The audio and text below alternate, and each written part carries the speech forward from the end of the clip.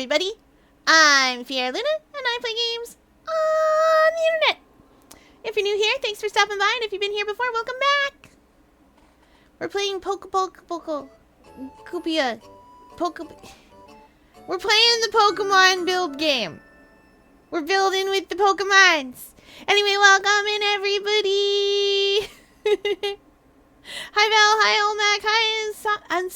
Hi, Tal et al.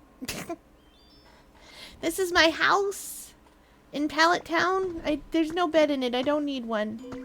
This is my house. It needs one more of these. But it is almost done. It's a greenhouse. It's beautiful. I think we can all tell it what it is. This is where Espeon lives. I'm gonna bring something over here, but what has grow. And then I'm gonna water everything. I need to water everything. Some of it didn't get watered good, apparently.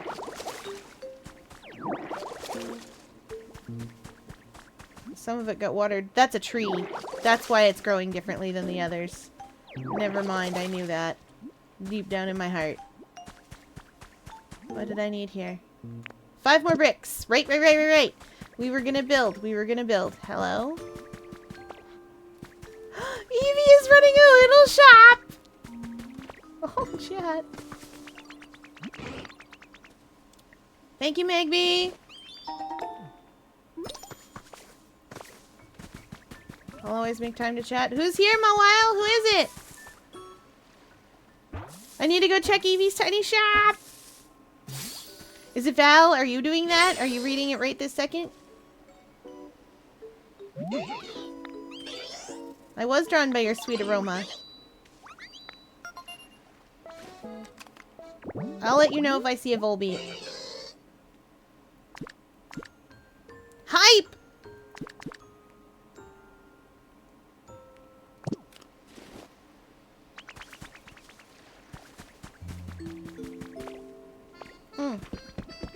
What do we got? Lumberry. Hi, Evie. I do. Yes, please. 500? Evie, you're wild. You're a wild little guy. You're a wild little one.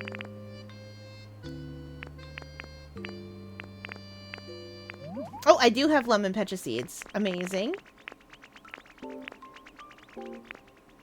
Oh man, that mysterious pedestal is worth 1,000. Can't afford that. Don't I have a million billion beach sand? Oh. I do, but I need some of that back now.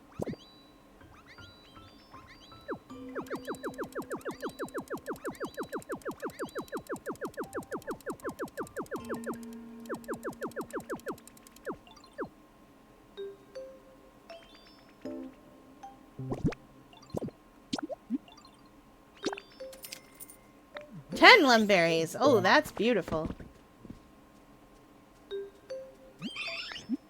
Yes, please. Is it 2,000 because it's 1,000 to sell? I don't know how I could have known this otherwise.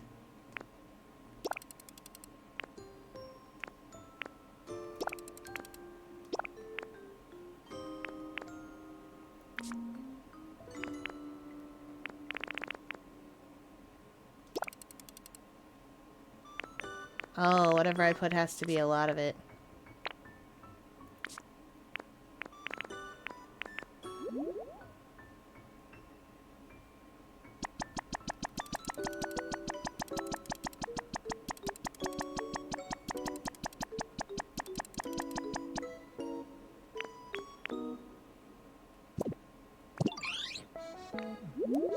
I can't afford that, Evie. I'm a little bit poor. Oh! Gengar! Gonna take you to a Gengar.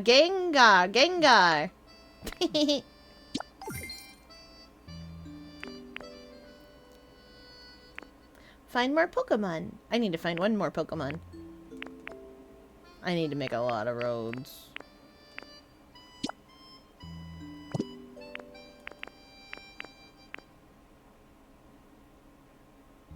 Oh. Okay.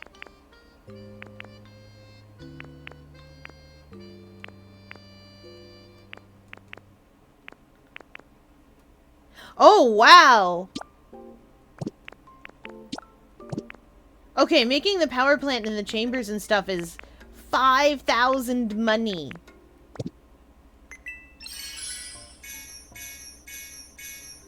Okay.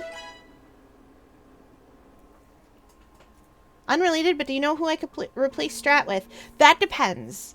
Because if we're going to use Hero Complex characters for this, and I think that we should, it depends on which side is which. Because if you're sending Val in from the side where everybody's on, oh, that's true. We can use anybody. I have a lot of OC. I have so many OCs, chat. I have, perhaps, too many. It's never too many. You can make more human... you can always make more human Sonas. You can make every human Sona you ever wanted to make. Magazine... Ooh, magazine rack... modern sync recipe! Ooh, fluorescent lights, winter print. Oh my goodness gracious, there's such cute things in the recipes today. Okay. First things first. Do I even have enough for these? Okay, good. Winter print looks so cute. Look at that! Look at that! I don't think we should send an octopus to space. You could. I could go. It would be fine. I need fluorescent lighting. Chat, do you know where I need to put fluorescent lights? Because I do.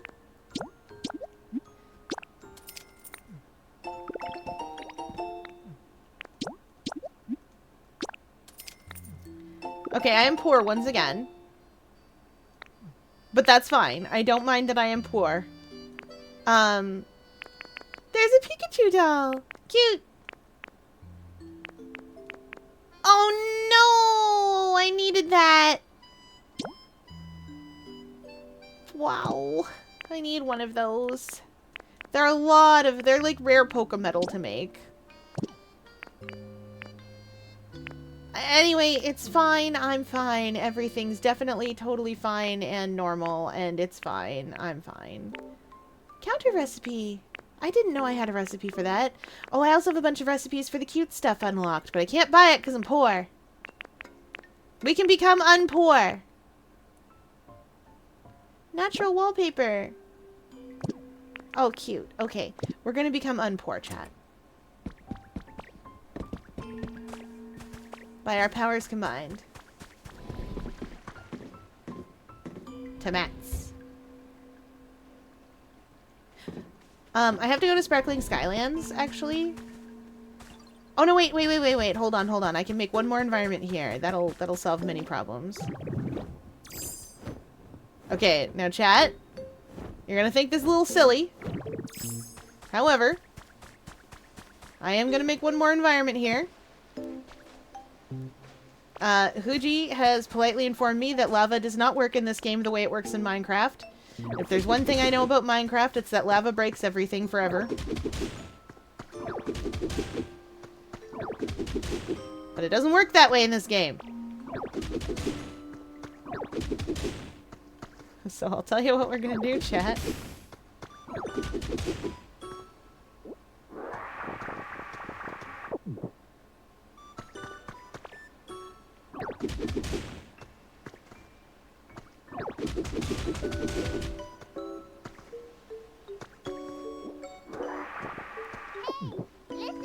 Eh?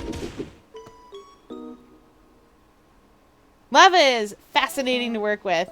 Hi, Minecraft Monkey, welcome in! Welcome back!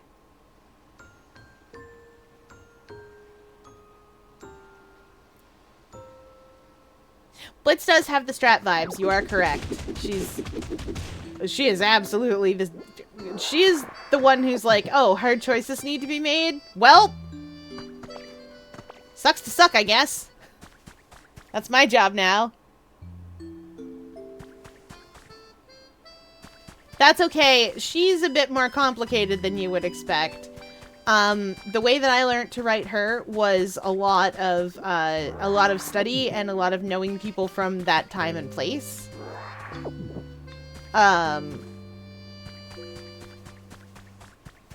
And we're getting a little far afield from from being able to know people from the time and place.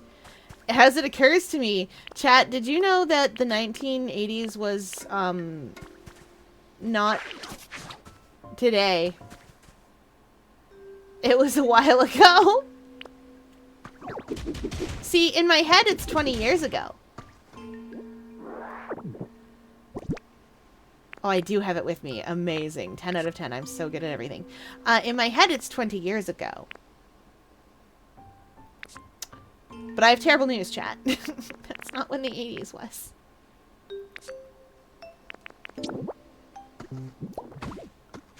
That's also not when the 1880s was either.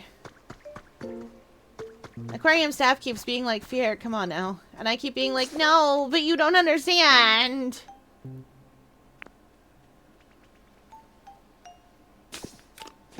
Okay, so I'm gonna spit lava in here, and it's gonna hurt me if I do, but I'm gonna do it.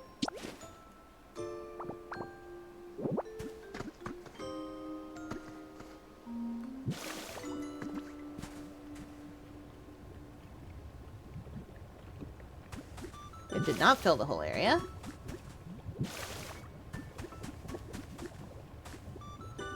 Gotta fill those corners. I drank chili sauce and this is what it let me do.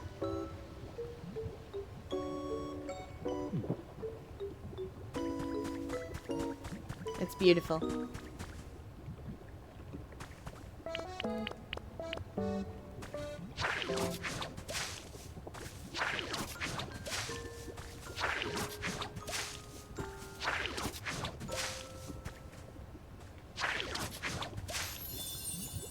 Dang, I was hoping. Okay, Rock, guess what?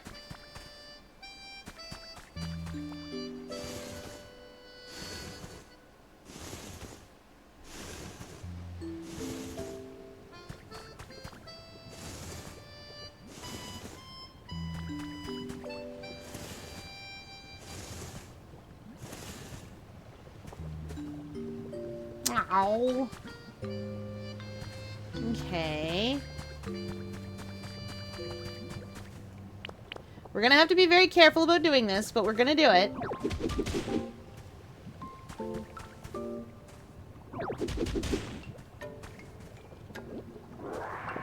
My goodness, lava does flow like water. That's uncomfortable.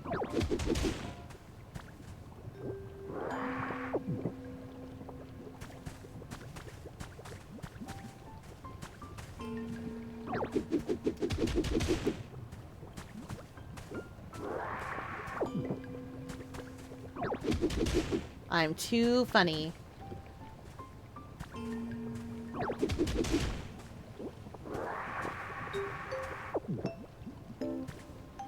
Hi, Demon J, welcome in! I think you can write Mark just fine. I'll tell you that right now, Val.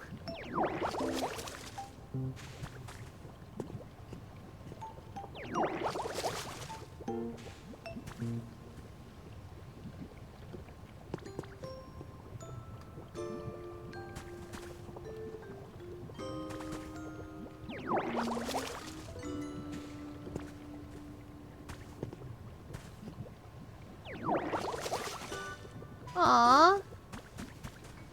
I was kind of hoping this would be something. But it's not a habitat at all.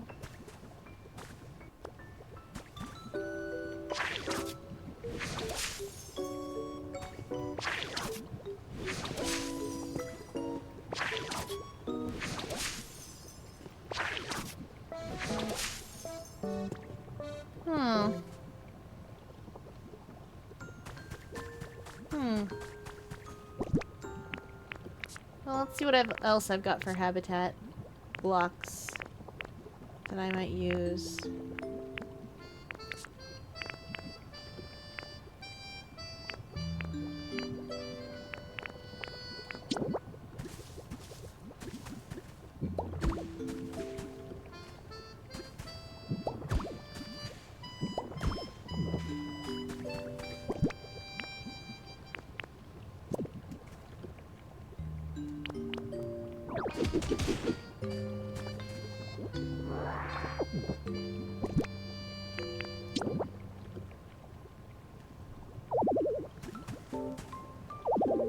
Oh, no. Oh, that's... Oh. Okie dokie.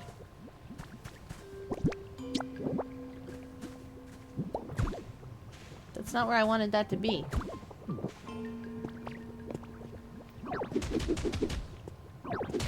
Chat, lava is dangerous to work with. That's what I'm learning.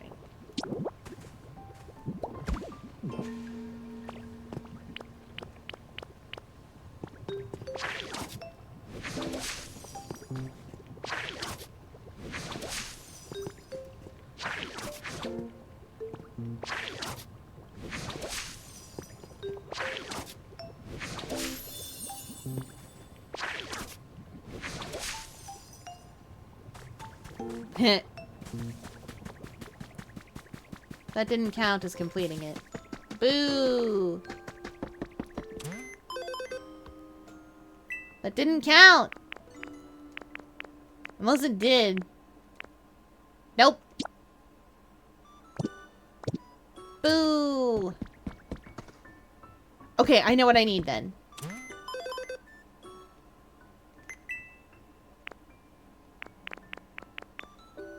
I could have sworn that there was a floor switch in here somewhere, or a recipe for one.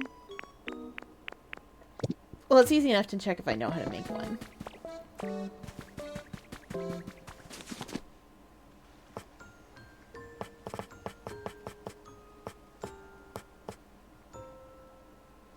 Oh, Pokemetal. That makes sense. Most human things need Pokemetal.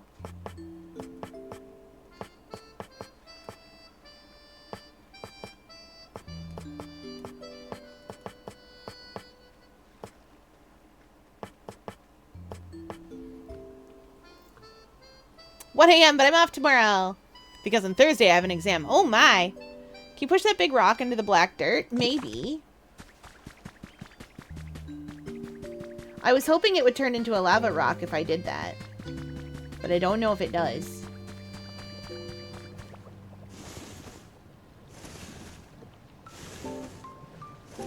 Oh. To grab a... Ditto.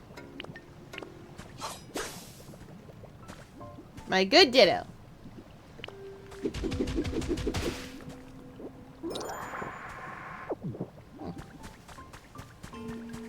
I didn't actually need to do that. I have perfectly good field grass right here.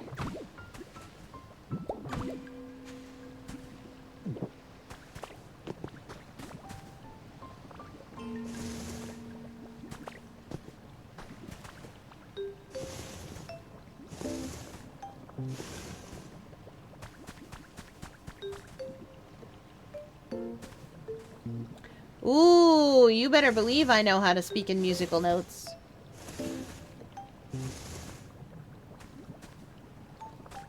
Okay, become a lava rock.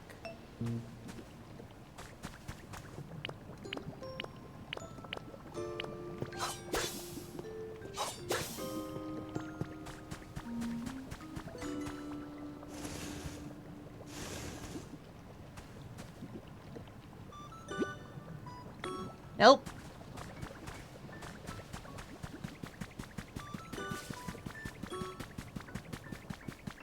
How unfortunate.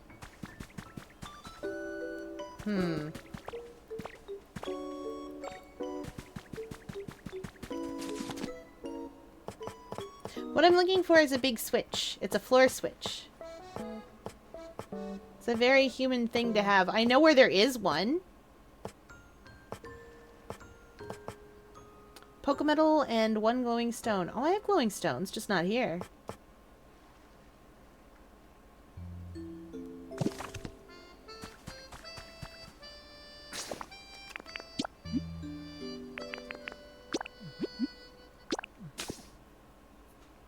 I like Pallet Town a lot. Yeah, I was hoping it would. There is a way to move stuff around that you can't normally move around, like rocks and crystals and things. But the way to do that is to get the Magnemite ability. And the way to get Magnemite... well, I know the way to get Magnemite. I just haven't done it yet. Hi, Charizard. Hop. Hop. Hop. Hop.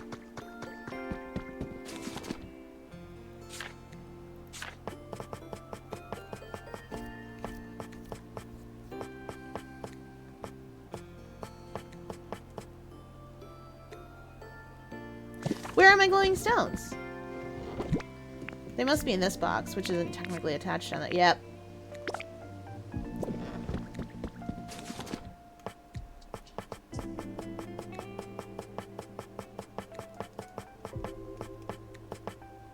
Pokemetal and glass. That makes sense.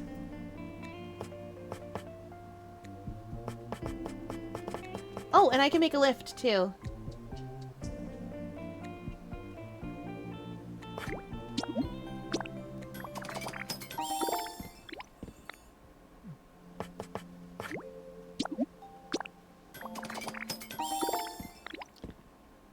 Okay, so first what we'll do is we'll go to Pallet Town.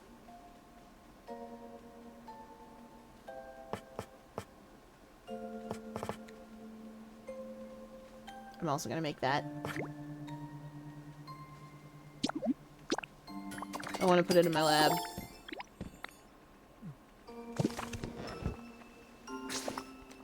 Okay, first we'll head back to Pallet Town. Because this will make me one more environment. I will. Don't worry, I can edit my own self. My human Sona. I have to come back to Withered Wastes and check in on the ship too, because it needs some things. No, the ship is in Vermilion. Okay, listen, it's a lighthouse, but my brain keeps thinking ship for some reason, and that's not right. It's just that it's covered in sand. I also need to do this.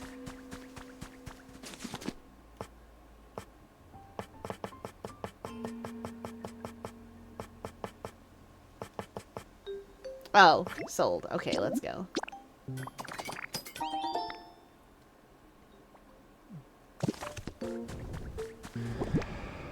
Hi, hello. Presumably. There, my home is perfect. Yep, it's hello. Evie, are you still running your little shop? You are, buddy. Let's go. I would like this, please.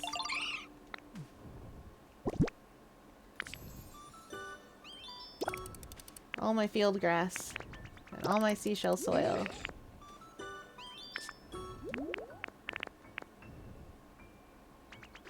I can straight up make simple flooring.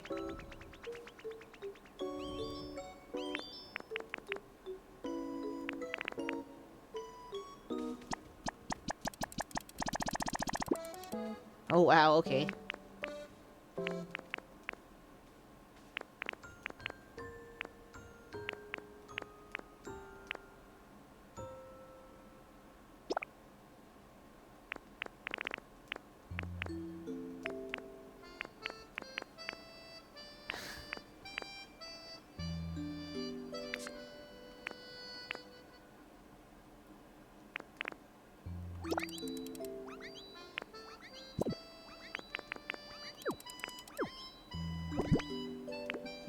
Okay, we can get this.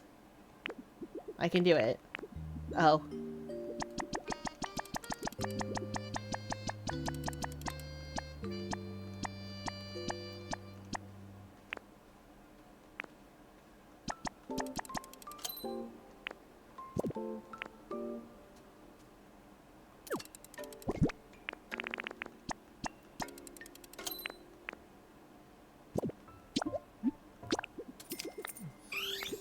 Beautiful. I have a mysterious pedestal now. I have a gym emblem somewhere that I'm going to put in that. Let's make ourselves a nice habitat. What's this? I found a trace of a Pokemon! Tree-shaded tall grass. Okay. That's the wrong thing.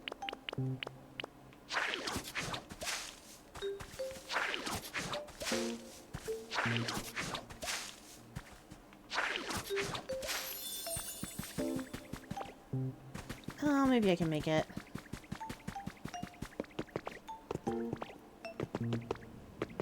Ugh!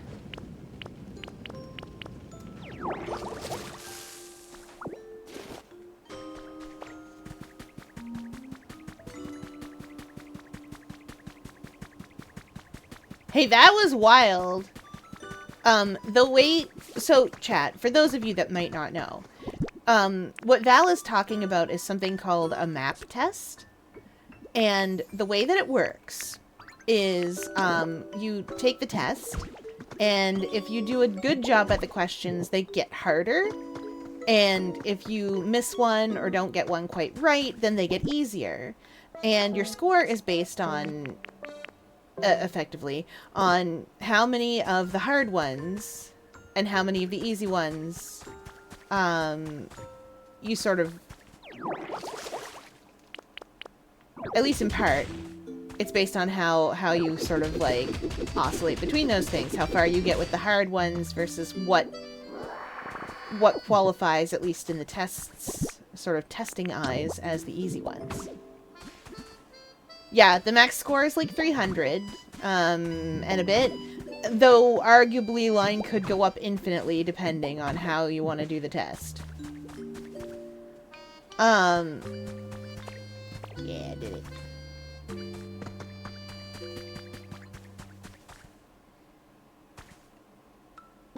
I wanted to put something in front here so that we could easily get to the shop and talk to people. I'm glad Evie's trading things. It's cute.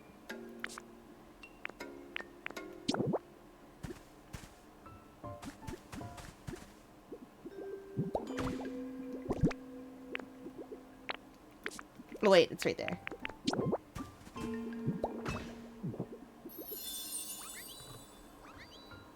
The average math map for 12th grade or so seniors is like 225. Yeah, exactly. It's really just a test of... It's really just a test of problem solving. But they do use it in some places to test to see sort of where everybody's at and what they're falling behind in and what they're doing well with. Gather leaves. Take time to chat. Okay, you got it.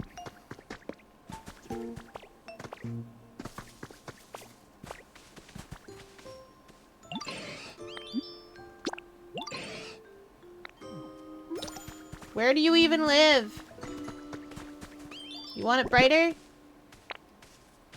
Brighter than the heavens and the skies above. Da, da, da, da.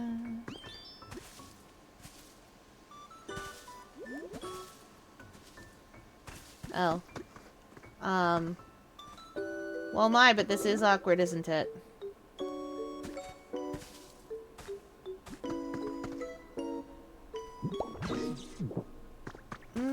It might reach, actually.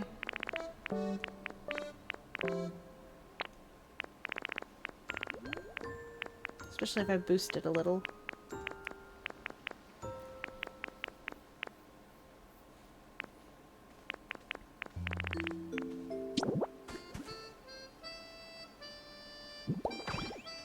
Okay, I kind of love that for it, actually.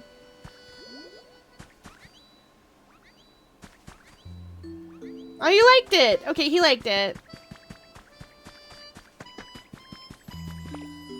Chad, I know what you were thinking. Fier, why do you gender Pokemon? Well, congratulations. I just give them whatever I feel like. No two Pokemon will be ever the same at any given point. Some Pokemon, I suppose, are specifically gendered, but... Anyway, we're going to Sparkling Skylands.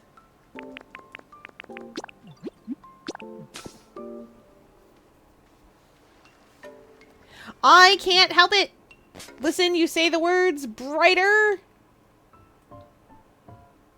And that's just what's going to happen.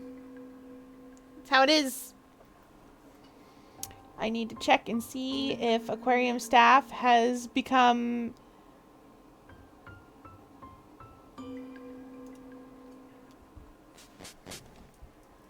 has become food bearing. They're bringing me food.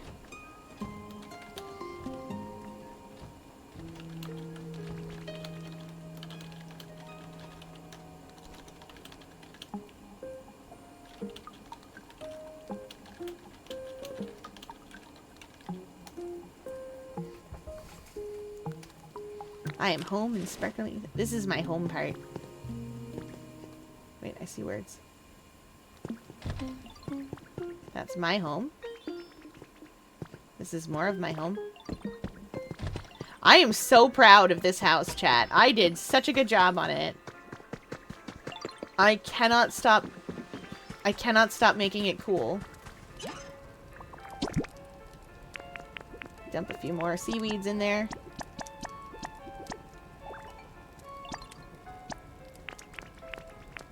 Some sticks.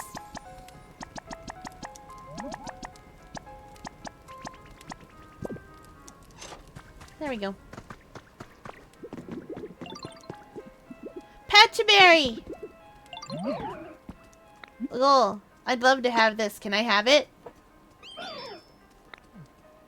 Many things in exchange for Patchaberry.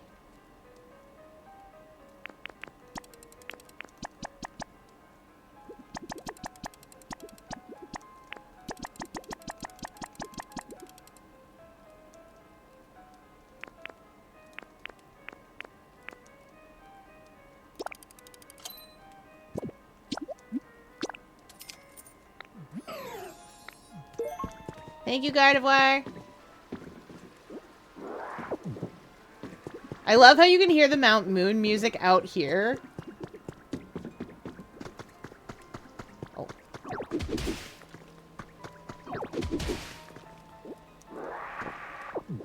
Okay, there we go.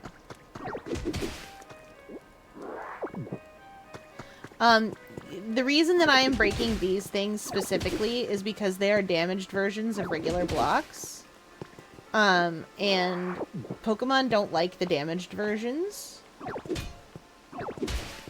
So, what you do is, you break the damaged ones, and then you can, hypothetically, you replace them with ones that aren't damaged, or at least you get them out of the way, and they stop bringing down the vibes.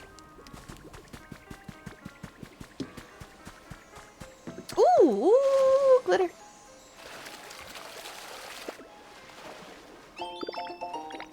Nice.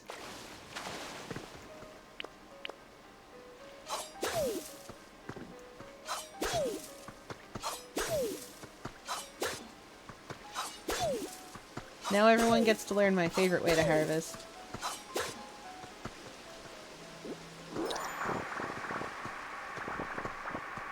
Slurp! That's how we harvest.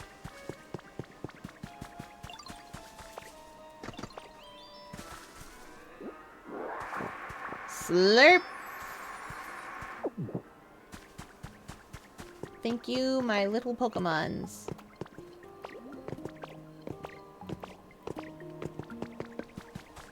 Oh, someone's here!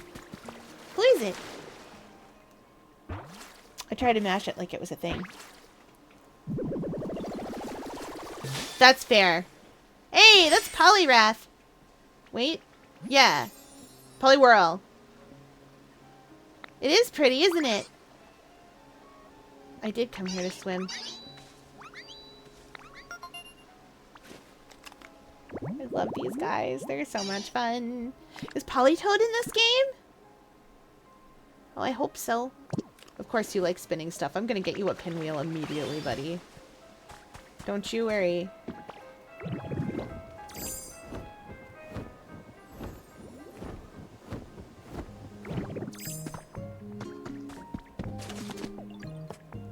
I think I have a recipe for them.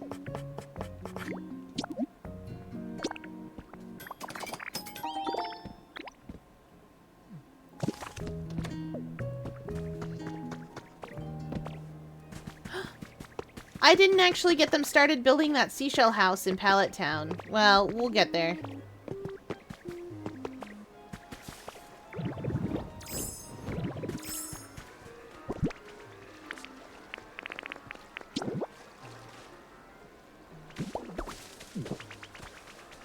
He's gonna love it. It spins.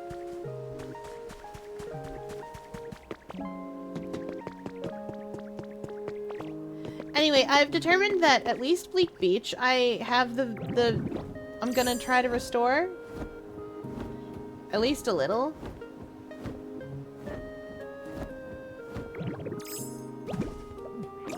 Whoops! I tripped.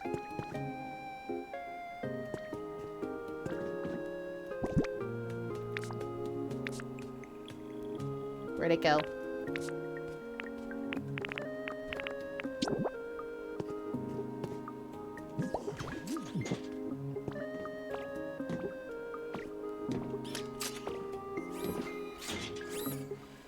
Oh! It goes! You know what? I will reread it. People are all into Project Hail Mary. I like the book. I'll reread it. Oh.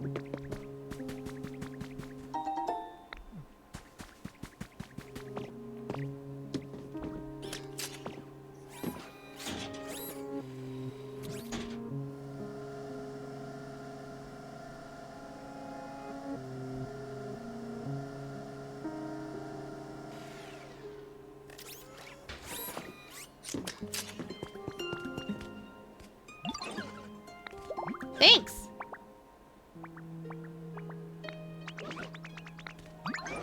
I already did it!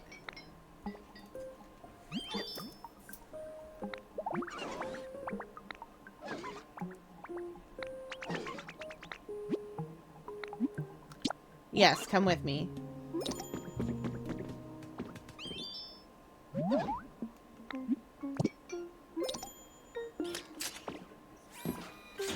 Okay, there we go. We're all on board. I was very confused. I'm not going to step off. I'm not going to put the tankster down. The time I disembarked and dropped Navon in the ocean by accident was really funny.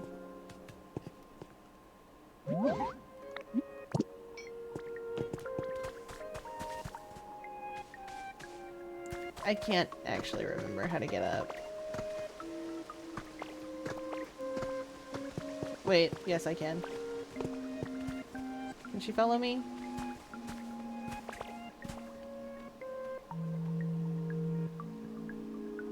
Yeah, she's alright at it.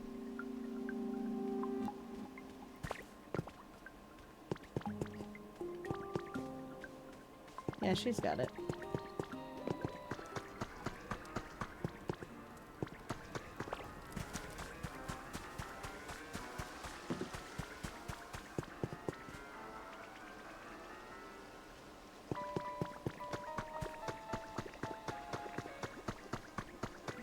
I gotta clean that goop up. I need somebody with the water ability to clean that goop up. Oh, does Dratini have water? I hope so.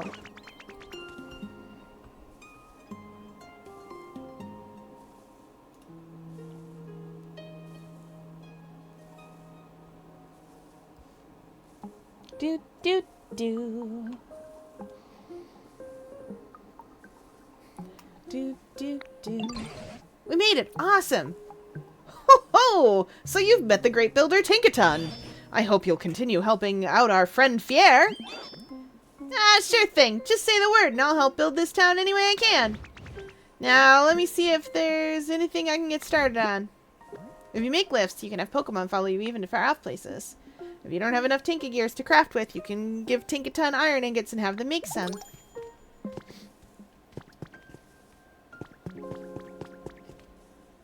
Bah! What is it? What is it, Professor? Pokemon are now returning to this town at an encouraging pace as well, though I was still hoping to find some clue as to the whereabouts of the humans. Have you noticed anything of that sort? That big building. Yeah, I was about to say the same thing. That building sure is hard to miss. It's behind my lad. Humans must have built that massive thing, right? Looks like it's in shambles now, but maybe we can explore it and, like, fix it up all nice and pretty. I bet that surprised the humans so much they'd come back to check that out. You're not seriously suggesting we could rebuild that enormous building with only Pokemon to help? Do you really think it's possible? Of course I think it's possible. You got me and Fier, and if we get everyone else to help out too, it'll be a piece of cake. So confident. Okay, maybe I'm overpromising a bit, calling it a piece of cake, but I think we can get it done if we all work together. Well, there's no doubt such a huge building would stand out if we were able to properly rebuild it. I suppose it is possible the humans might notice and come back. Even apart from that, if we Pokemon really could rebuild such a thing all on our own, wouldn't that be exciting? Ah, see, Professor, you get it. Big buildings are awesome. Well then, I say let's do it. Let's work together and rebuild that thing. That's what I like to hear. Well then, come on, let's go see what we gotta work with. To the building. Come, Fier, let's follow Tinkmaster.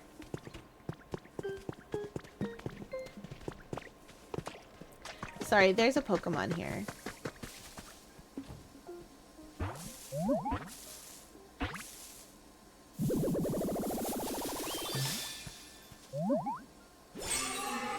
Oh, it's Big Dreepy.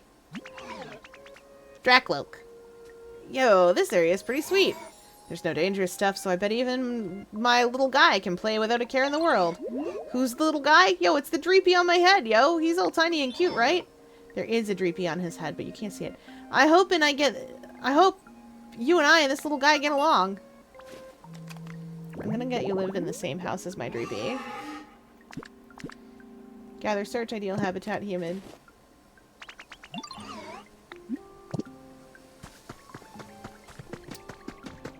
Where is the Tinkster?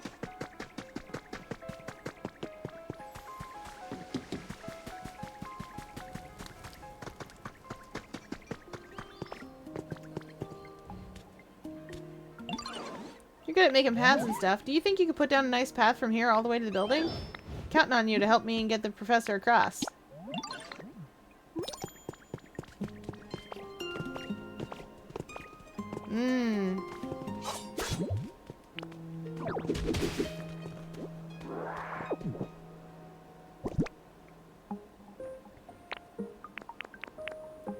I got some rocks.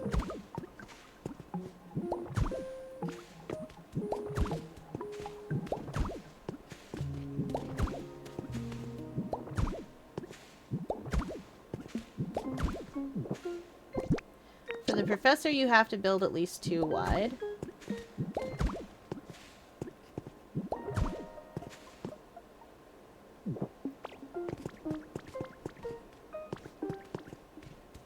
Is that good enough? Okay.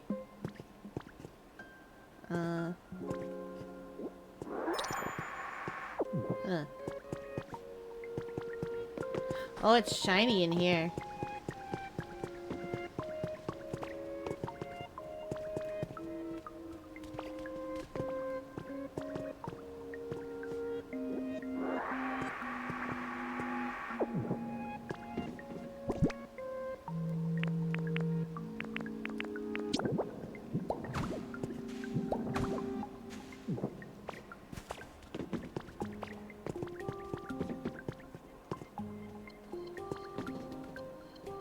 Sorry, little fellas. Can you get up here?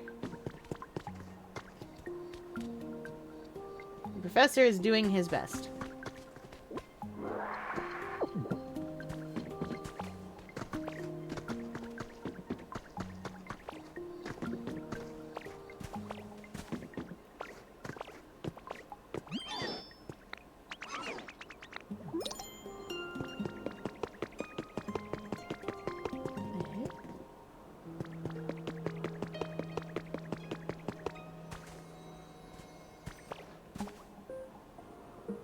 would this lift even go? It goes somewhere. Ooh!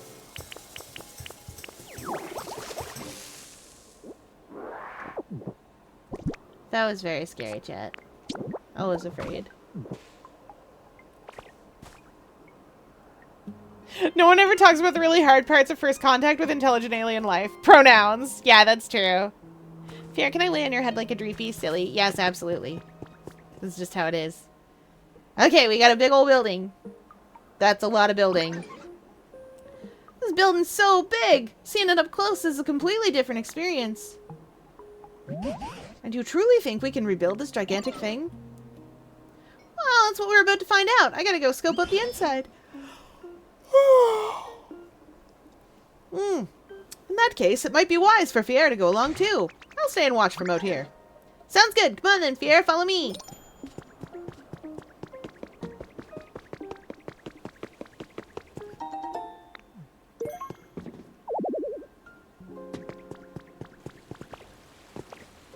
I got a microscope, chat. And the Silphco music! Oh, I don't need to use Mount Moon anymore! I've got the Silphco music, y'all! What's this?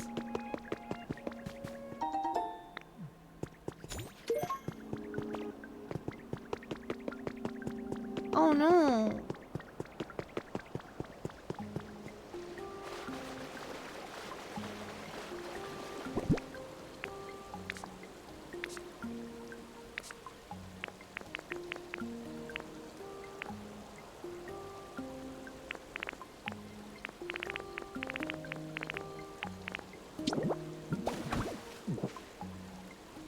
Fixed it. Oh! Birdsong garden habitat. Neat! I've made a habitat. Something can live there.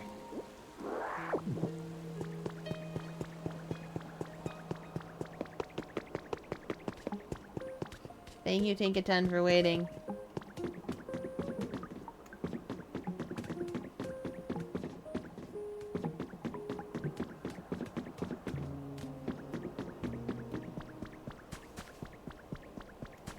Okay, there's office carpeting, there's office things. This is very office of it.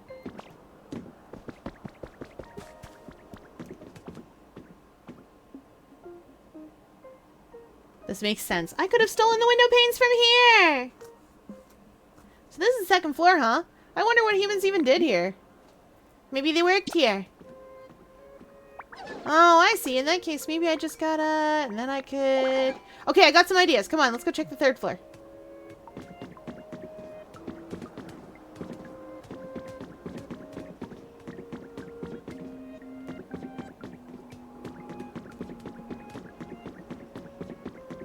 Oh, this is lab stuff.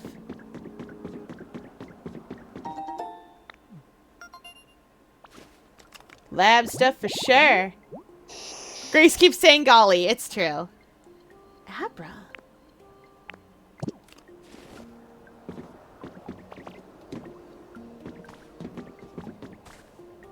I like that they put the pipes in there like that. Busted up wires, a table. What is that? I'm not allowed to pick it up. Straight up, I'm not allowed to take that. I'm probably not allowed to take anything in Silphco, actually. This is a science house. This is the third floor, huh? What do you think, Fier? How are you feeling? Well, since you asked, I guess I'm feeling a bit hungry. Hold on, I've got an idea. I think I know what we should do with this floor. Anyway, last but not least, let's scope out the fourth floor. Are we gonna make it a kitchen? I would prefer it stay a lab.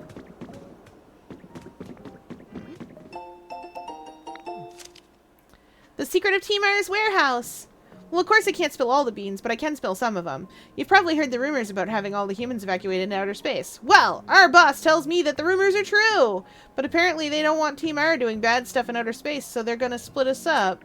And send us all to different areas. Not cool, people! I can't be the only one who thinks that's not cool. But our boss has us covered. Turns out that warehouse is actually Team R's secret weapon for getting us into outer space together. I cried happy tears. Our boss rules. How are we going to get to outer space on our own, you ask? Well, I can't tell you that. Ha ha! Chat. Oh, I can't pick that up. Okay, yeah, no, I can't pick up anything in Silpco. That's fine. Ooh, oh. Oh. Oh. Oh! Oh.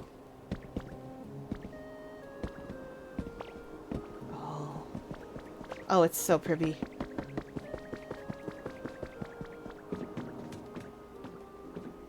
I need to steal everything that's not nailed down from this building immediately. The 4th floor has kind of a luxurious vibe, don't you think? How do you think we should fix this floor up, Fier? Make it fancy. Ooh, I get what you're saying. I like it. Alright, I got a good idea to how to polish this place up. Thanks for the input, Fier. I think we've seen everything we need to. Let's head back down. I want to look at the top.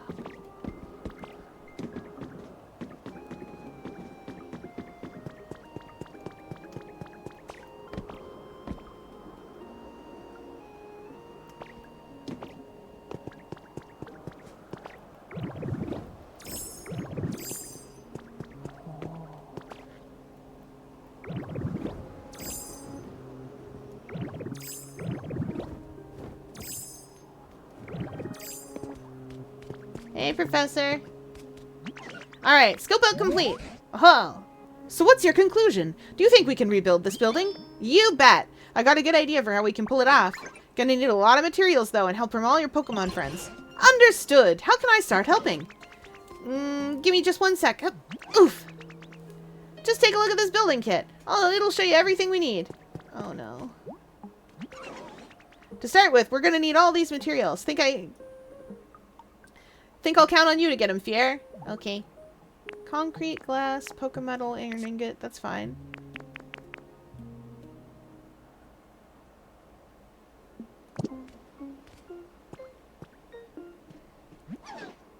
To fix up the building, we're going to need lots of different materials. You might have some luck finding what we need on the islands in this town, so I'd start by exploring those. If that doesn't get you everything you need, your best bet would be heading back to other towns and seeing what you can find there. Oh, and hey, if you happen to bring some Pokemon willing to help with the building, I won't complain. Once we got all the materials we need, a good crew of Pokemon, we'll be ready to start. Just say the word. But you don't need an oldster like me getting in your way, so I'll head back to the Pokemon Center. I look forward to seeing this building completed, Fier and Tinkmaster. Okie dokie! The professor's going home. I mean, if you're launching into space to try and survive an apocalyptic event, you don't really want a notorious gang of thieves grabbing things. That'd just be suicide. I know, right? Honestly, the fact that they're willing to go up with any rocket members at all is kind of impressive to me. What's down here?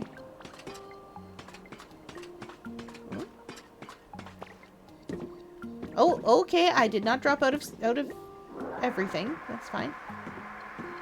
That's good.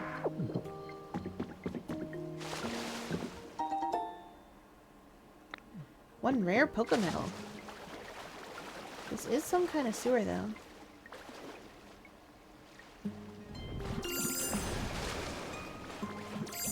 Well, I guess there's not much to it.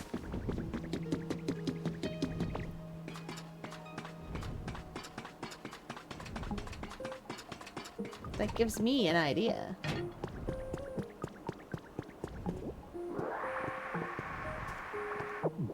Oh, there's those wires I needed for upstairs. Hey, hello. Oh, wait.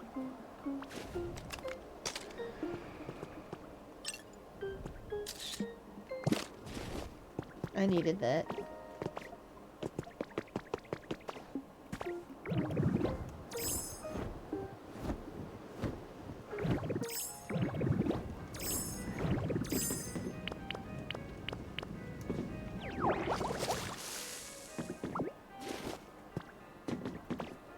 What's going on, Dragonite?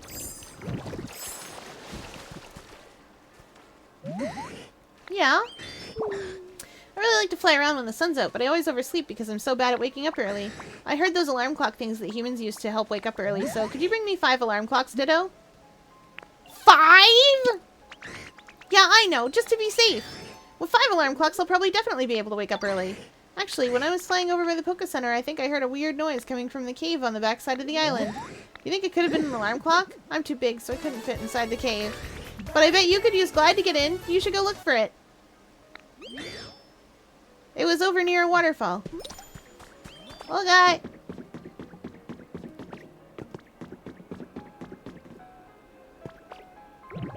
Oh, I see the waterfall you're talking about, honey.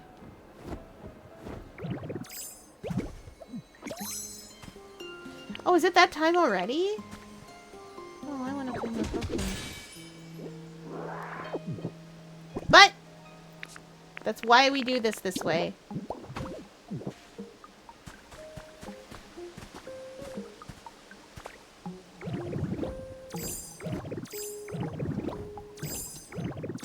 Why are there alarm clocks down here?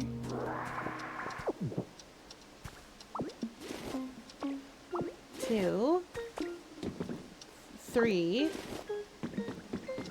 4, 5. Why are there so many alarm clocks down here?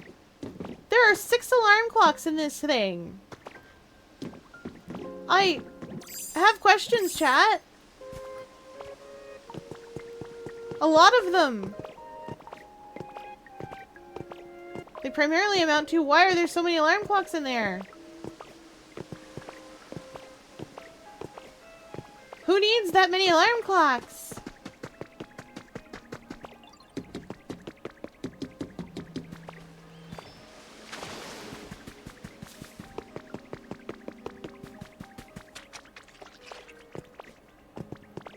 I'll clean up that glorp shortly. Dragonite? What the heck?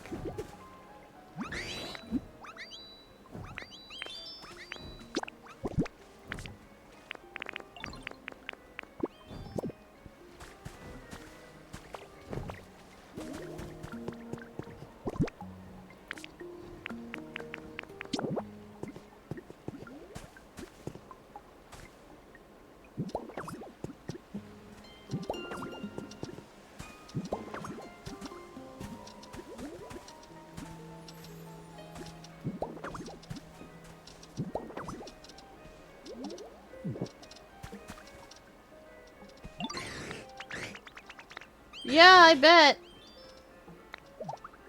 Why do you have Hyper Beam, Dragonite?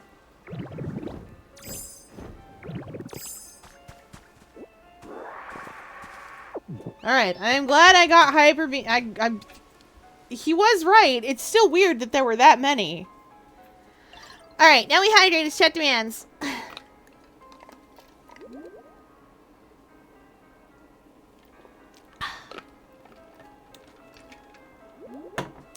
And a stretch.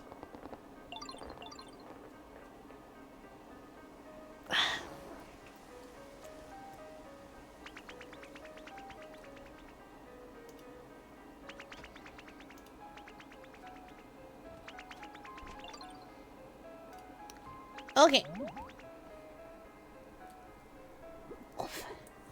Now, while I get the game changed.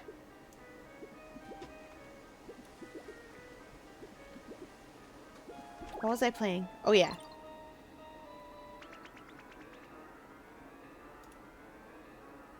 Wait, no, wrong thing.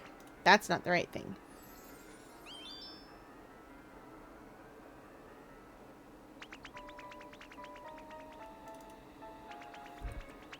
Okay.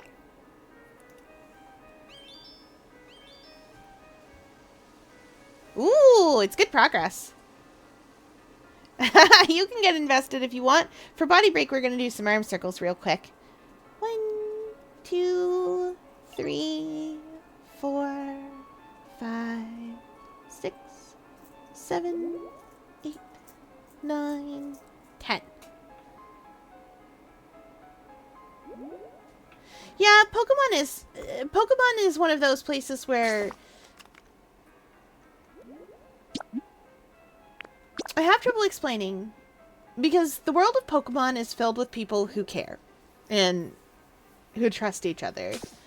And a lot of the times, the villains in Pokemon or even just the antagonists in Pokemon, are either doing one of two things. They are taking advantage of that trust.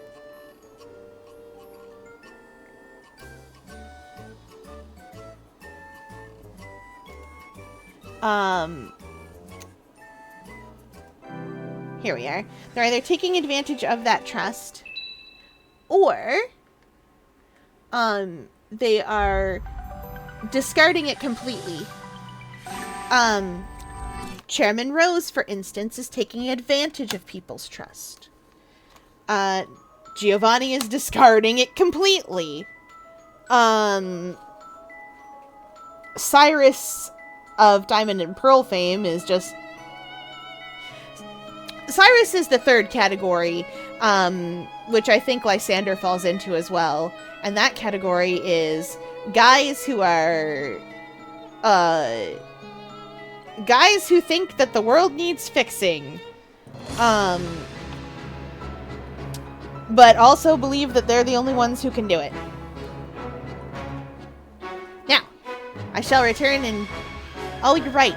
I gotta update the game, and then I shall return in just a moment. Probably just in time for the ads, actually. Oh, no.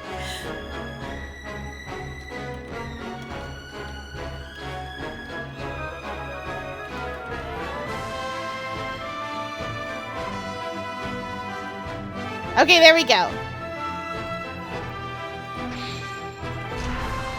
Amazing. I didn't have to recalibrate it. Let's go.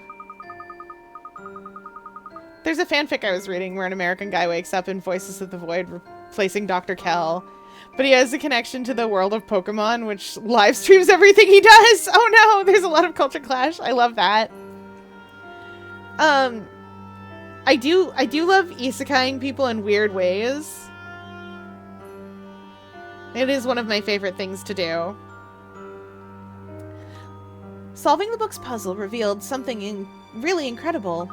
A mural, but not just any mural. It showed Labyrinthia being attacked by a large fire dragon. Did this really happen? The professor and I were separated from Espella, so we decided to make our way back to the bakery. To be honest, I'm a bit worried about Espella. Thanks, Luke. I'm also worried about Espella.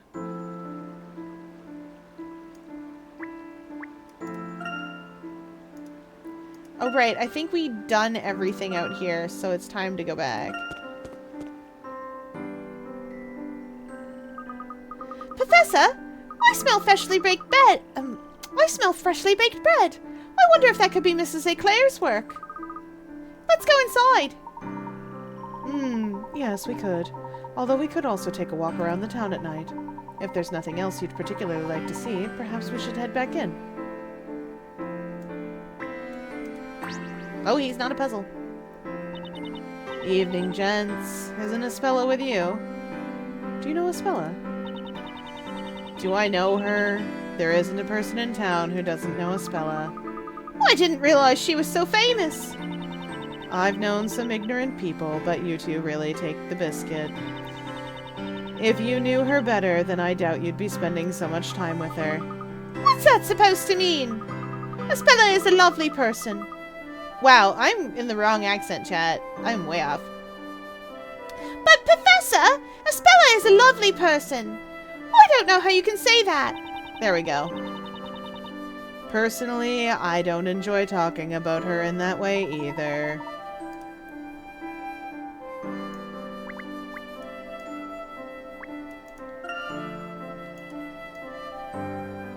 Awfully late at night for them to still be open.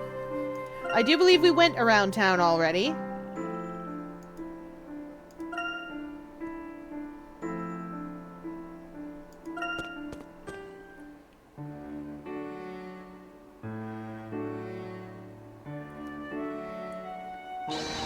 Aha! Welcome back! I've prepared the evening meal already. Wow! It looks great! Hang on. Where's Espella? Well, I'm afraid we were separated when she went to get that milk. Has she not come back yet? Oh dear. Maybe I was asking too much of her. My apologies. I should have stopped her had I had the chance. Oh, it's nothing you need to worry about, Mr. Layton. That girl knows her way around. I'm sure she'll be back soon. Let's go ahead and eat while we're waiting for her. I love Rocky. Am I Rocky coded? Yeah, I'd say so. I love it when we all get to eat together. Meals are much more enjoyable that way. I've never had bread and jam that tasted this good before. I hope Espella gets back soon. Oh yeah, you guys went out to the Great Archive with her, didn't you? Did you find what you were looking for? Well, it's a bit of a mystery, really. What do you mean? In truth, we went there to investigate the mystery that is Labyrinthia. However, what we found instead was quite the puzzle. Oh, right. A puzzle, huh? You know, I get the impression puzzles are pretty popular in this town. Do you not know what a puzzle is, Nick? Not that I know exactly. Well, we spend all our time baking. It's not really the kind of thing we're supposed to know about, I guess. Well, indeed, it appears that the two of you are a little unsure about the concept of puzzles. Say, Mr. Layton, do you think you could give us a little Puzzles 101 crash course? I'm curious. It would be my pleasure, Miss Fay. But rather than explaining it in words, I believe actually trying your hand at a puzzle would be far more rewarding. Here, I'll give you both a simple example to think about. Let's go. Now then, here we have 2 long loaves of bread placed side by side. Got it. You'll notice that they form the number 11. Do you see what I mean? Oh, yeah, I get it. So that's what a puzzle is. Not quite, Miss Fay. The puzzle is what follows next. What I'd like you to try is, I'd like you to see if you can change this into a number lower than 11. Huh, a lower number. So, how about if I take one of the loaves? However, the one condition is that you must add another loaf of exactly the same type. You need to add another loaf? Even though we add another loaf, the number has to be lower. I think I'm beginning to see what you mean by puzzle. Wait, I think I got it. I may just be a baker, but I bet I have the right answer. If I place this exact loaf sideways like this, then 1 minus 1 equals 0. Oh, give me a break, Nick. That's totally the letter H. We're trying to solve a puzzle here, not win a spelling bee. Oh, come on. I can't be the only one that sees the 1 minus 1, right? Turning it into a matter of arithmetic is certainly an interesting approach. You, think so? Most certainly. That's precisely the kind of flexible thinking needed for solving puzzles. Now, let's think again. Take a seat and leave it to the pro, Nick. How about this? You just take this new loaf and ta-da! Now that's 1 minus 1. Hey! Eating is cheating! Really? Because it feels more like winning to me. You're full of surprises, Miss Fay. I didn't expect that kind of innovation. I solved the puzzle and enjoyed the bread. Win-win, baby! But didn't Mr. Layton tell us at the start that we need to add another loaf of the exact same type? Huh? Seriously? That's right, unfortunately. I'm afraid I can't accept this as a solution to the puzzle. Well, alright, but is there really another better solution? Well, what do you think? Can either of you think of a different solution? I can. Chat. I have the solution to this puzzle. We're going to turn this into Roman numerals. I'm drawing a blank. I guess this kind of thing just isn't for me. You both came up with such creative answers. I'm sure you'll be solving puzzles in no time. But now, it's time for the solution. The important thing is this puzzle's solution is the angle of the loaf that is added. If the new loaf is placed upright, like so... Oh, come on! Oh, I get it. It's the number 1.1, right? Hey, that's right. That's a lot lower than 11. I'm also correct! Exactly. When solving puzzles, there is never just one correct method. It's essential to think flexibly and try many means to solve it. Sometimes critical thinking is the key to success. It should have been Roman numerals! I know, right? Right, I see what you mean. These puzzles are really something else. Well, if I see another puzzle like this, I'd still rather eat my way to the solution. You know, I don't think I'm cut out for brain-busting bread puzzles like this. I'll stick with good old regular bread, thanks. That's because we're ace bakers, and I guess we're better suited at using our hands than our heads. Is that so? In truth, I can't help but feel you're both a little out of place as bakers, if you'll pardon my saying so. Naturally, I won't force puzzles upon you, but if either of you should be interested, I would heartily recommend giving puzzle solving a try. Professor, right now there's something else we need to try. Mrs. Eclair's freshly baked bread is getting cold, and I'm sure it tastes better hot. Oh dear, so it is. You know how I get when it comes to puzzles. This puzzle man.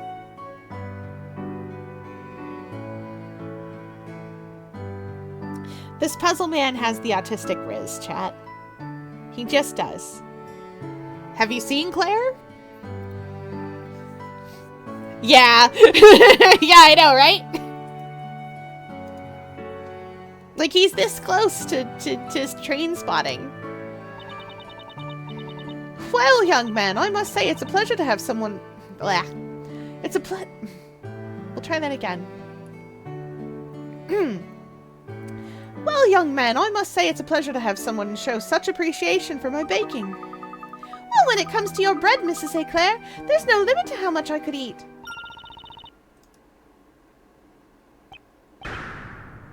Luke! You shouldn't have said that.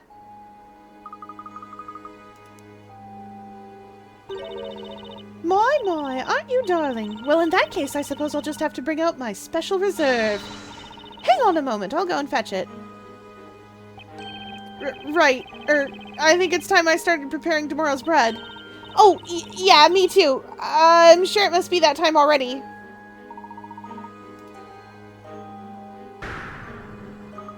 Professor, what was that all about? I'm not entirely sure, but I do seem struck by a sudden sense of impending doom. Sorry to have kept you waiting. There you go. Have at it, but be warned, I won't take kindly to any leftovers. Whoa! This loaf! Wait! Where did those two go? Miss Maya? Mr. Wright? Luke, it would appear that we have been left to tackle this particular task alone. We are gonna be so stuffed with bread. Phew! Well, I'm stuffed! I believe this must be the most bread I've ever eaten in my life. Wait a sec! I've just realized. We finished eating, but Espella still isn't back yet. She went to the market, didn't she? Perhaps we ought to go and... Oh my. Hey there, bye. This is the accent we're going for. Oh my. Customers at this late hour. I'm sorry, but we're closed.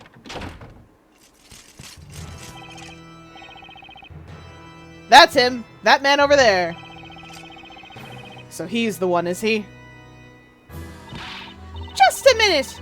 What do you think you're doing barging in here like this? Stand aside, madam. This is a matter of urgency. What are you going to do? You there, Porcupine Head, you're coming with us. Huh? Porcupine Head? You don't mean me, do you? Who else in this room fits that description? Certainly would appear to be alone on that particular front. I wish I had a top hat too right about now. Enough of your idle chit-chat. Time to get going. Huh? What do you mean? Well, it should be quite obvious. You're coming to court, of course. The... Court? Well? Mr. Wright, what did you do? Yeah, Nick, what'd you do? I didn't do anything. The only thing you could accuse me of is making bread that's too good to eat. Ahem. This man is not the one who's on trial. In that case, why is Mr. Wright being made to go to the court? That's simple. Because the girl has requested him, of course. Girl? What girl? Naturally, the girl facing trial for this evening's crime. That heinous witch! Miss Espella Cantabella, no less. Phoenix's expressions are glorious back there. Layton's just like, oh. Just little tip of the hat. Phoenix, meanwhile, is like, wah! Oh! Wah!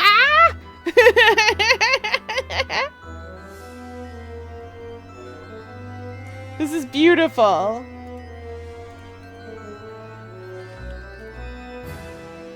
I love it.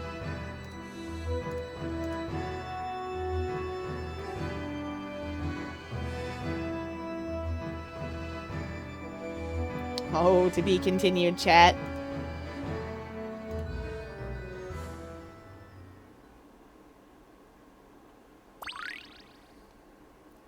Oh, come on! I looked so hard. I keep trying to touch the top screen.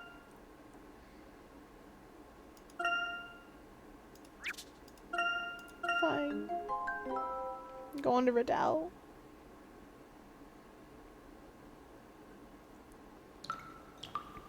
Ooh, cutscene. It's the budget, chat. I'm so hungry. Hearing all that talk of bread made me so hungry. Hey, that's milk.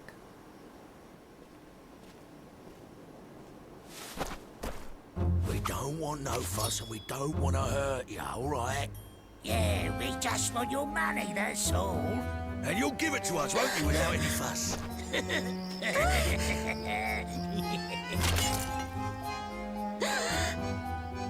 Ignaz!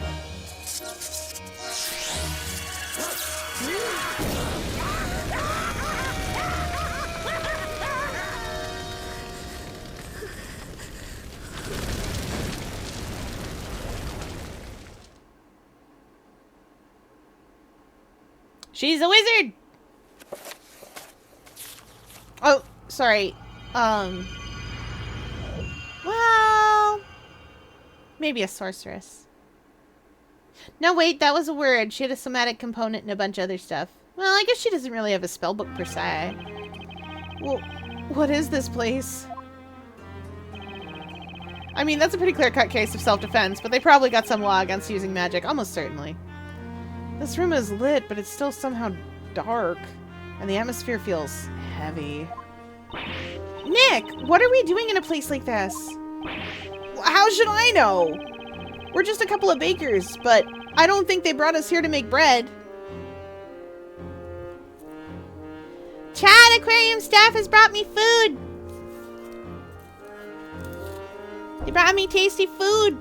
I was just starting to think, wow, I'm hungry, and then I said it out loud, and then food happened to me.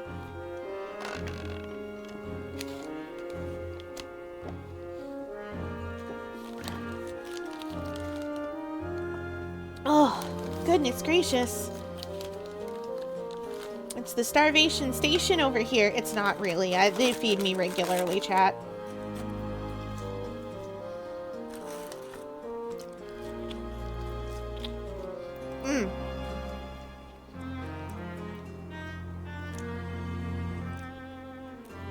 You'll have to bear with me because I really want to put it in my face.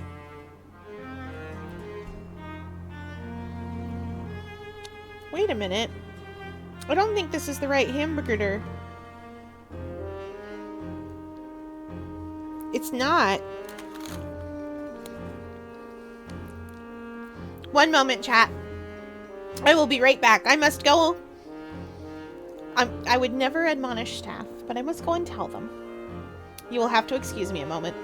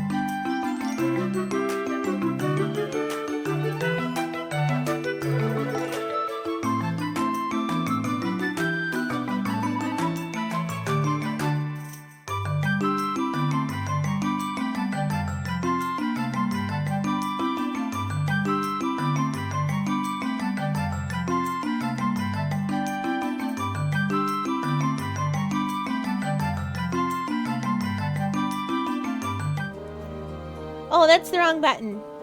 One moment. Wrong game. There we go. I fixed it. You saw Pokopia on screen. It's not actually on, but it just freezes on whatever I left it on. I'm back now with the correct burger. Do you know how I knew I had the incorrect burger? I looked at it and there were pickles. And I was like, I love pickles. I didn't know pickles came on this burger. And then I looked at it again and I was like, cheddar? No, this burger has matzah on it. Okay, well, whatever. And then I looked at it and I was like, wait a minute, onions. No, no.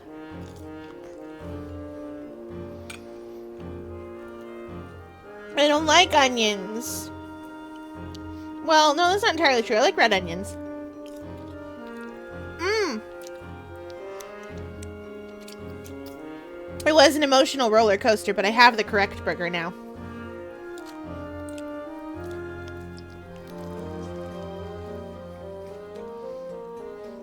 Mmm.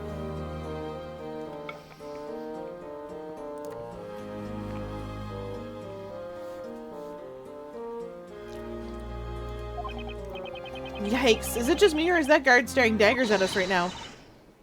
Mr. Wright, Maya! Espella, what exactly is going on? I'm sorry. I was the one who sent for you both. You sent for us? I'm being put on trial. Wait, what? What happened?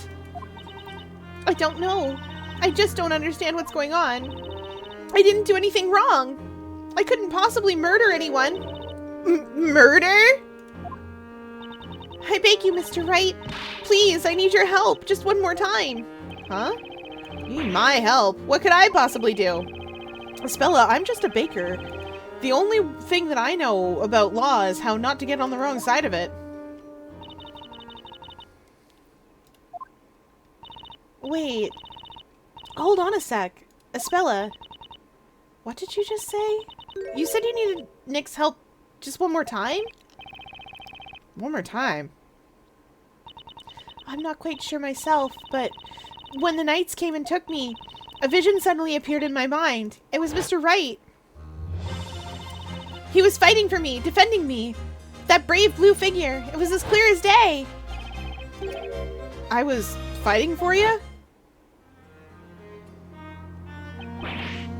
No way, that's impossible. I mean, it's like I already said. I'm just a baker. I haven't had enough time rolling the dough, let alone defending someone in court.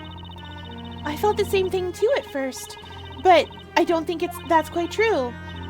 You and Maya, at some time, somewhere, you helped me. You fought for me as a defender. A defender? What's wrong, Nick? I wish I knew, Maya. But hearing Espella mention a defender, I can't help but feel something inside of me just burning at the mention of it. Accused! Defender! It's time! Head forth, you two. Head forth? Where are we going exactly? To the courtroom in which today's trial will take place. The Chamber of Fire. Chamber? Of Fire? Make haste. If you're a moment late, a guilty verdict will be delivered immediately.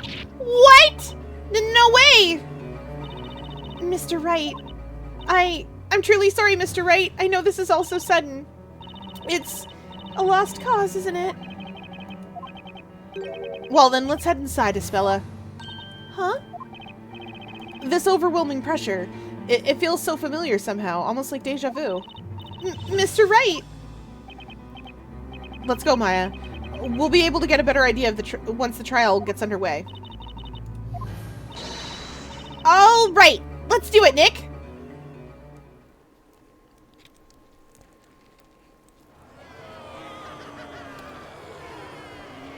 What is this heat? It's like an oven in here. I will now pronounce the verdict. This court finds the accused guilty of being a witch.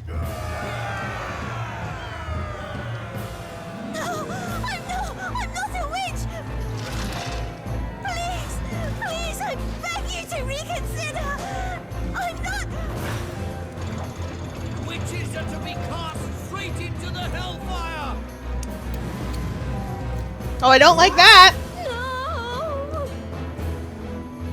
So this is the witch's court.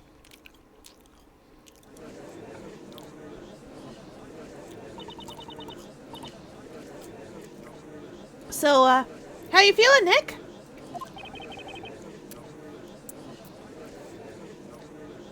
It's a lot of dots. I've forgotten what this felt like up until now. Huh? The butterflies in my stomach. And tension so thick you could slice it with a knife. All of these feelings. These are all feelings that I'm definitely familiar with. Anyway. We're here to fight for Espella and get her out of this place. That's right! The court is now in session for the trial of Espella Cantabella. Defender, Yes, Your Honor? yours is a face I've not seen in any past trials. But no matter. Start by stating your name, Defender. Yes, Your Honor.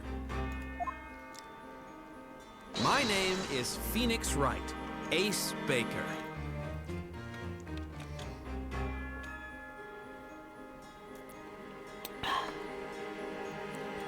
A baker? Yeah.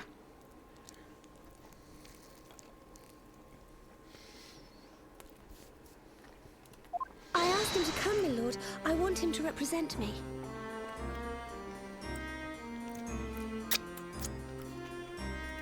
This court dictates that the accused is free to assign a defender of their choosing, my lord. Very well.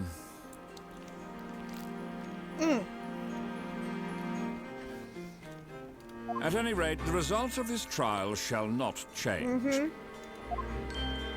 That aside, I've not yet seen hide nor hair of the Inquisitor assigned to this trial. Inquisitor? What if it's Edgeworth? It's not I Edgeworth, should have Chad. noticed earlier. No one's there.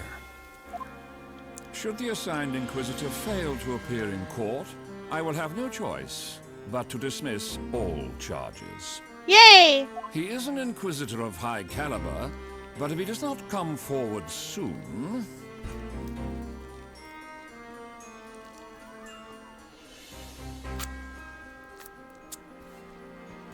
this trial will end, and victory will then be declared in favor of this baker. Hold it!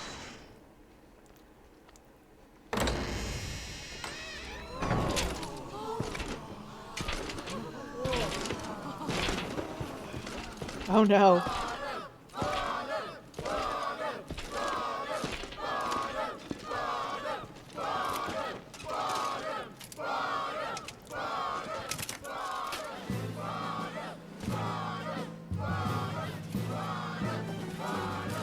Oh no! Sylvain, all grown up. Knights of the court, I have but one question for you both. Are you prepared to cross swords? Sure! I, Inquisitor Zacharias Barnum, am indeed prepared to do battle, my lord. You see what Muffet sees in this man? Look at him!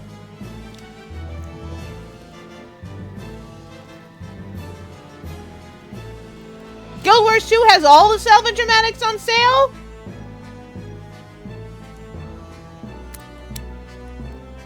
Oh, chat! I need to sell some things to get some gems.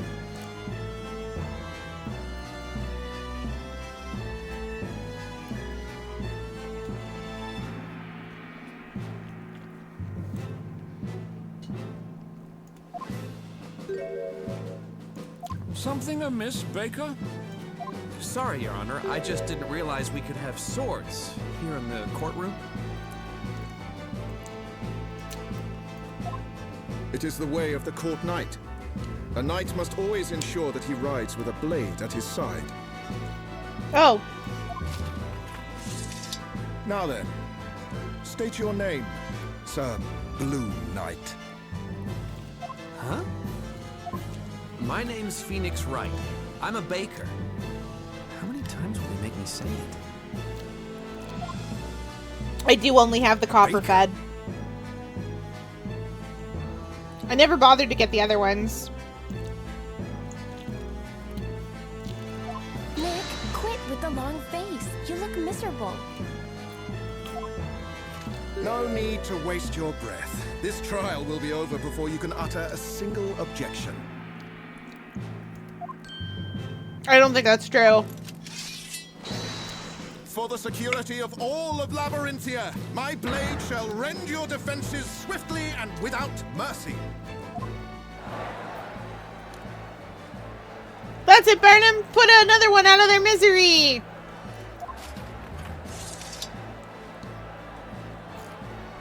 This trial is pointless! Hand down the verdict already! Put that doughy defender on trial too, I say!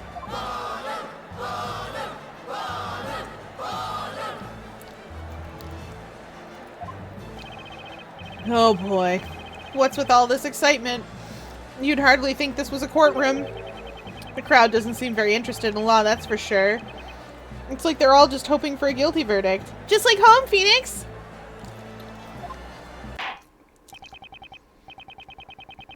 Inquisitor Barnum, you may begin your opening statement. As you wish, my lord. First, let us begin by recounting the events leading up to the murder. Is that acceptable, Sir Apprentice Baker? As you wish. The murder occurred this very evening. Yesterday, there was heavy rainfall in the area. Eventually, it gave way to sunshine, which came just in time for today's parade. Although a few hours after the parade ended, the rain set in once more. That must have been when Espella and the others were at the Great Archive. It continued to rain until just before the incident, which took place on a small path leading to the market.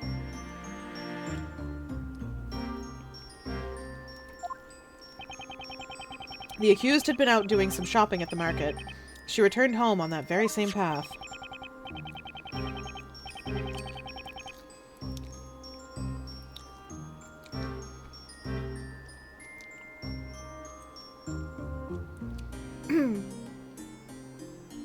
Two rogues named Robs and Muggs.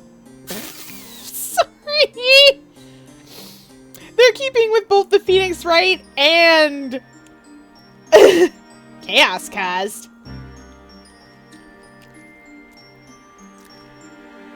Oh, I don't know if I like the sound of that.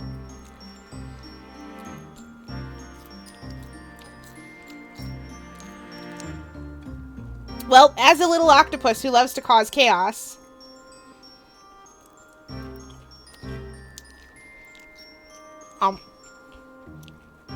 Oh, that reminds me. The first week of June is going to be absolutely silly chat. First-ish week of Pride is going to be a very fun time. Maybe the second week of June, actually. But whatever. We're going to go on a fun little adventure where I do a lot of fundraising.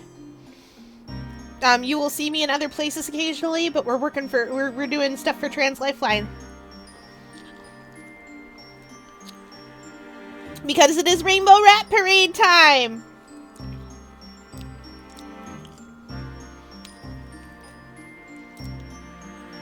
I love all my rainbow rats, even if I am not very talkative all the time.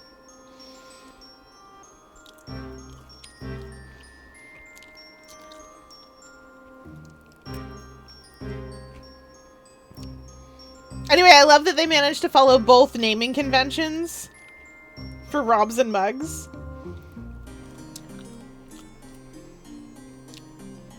Two rogues named Robs and Muggs are said to have accosted the accused. One could assume the accused simply acted in self-defense. Yeah, so can the rest of us. I see. Robs and Muggs. Those two have appeared in court a number of times in the past. Two rogues, huh? So far, it may appear that the accused was more the victim. However, the situation soon changed. Okay.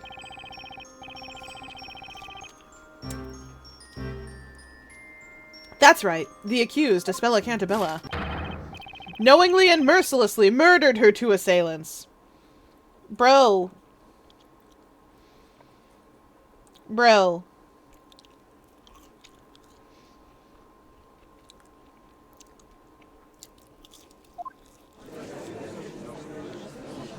Cantabella! That girl, isn't she? I always knew she looked suspicious. Shh, not so loud. Yikes. That's that weird excitement again.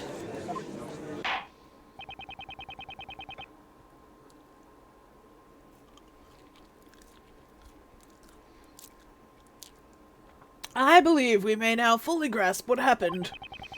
It is getting late already. Let us begin the trial. Inquisitor Barnum, you may now begin. As you wish, my lord. The Inquisition will now hear eyewitness testimony regarding the murder.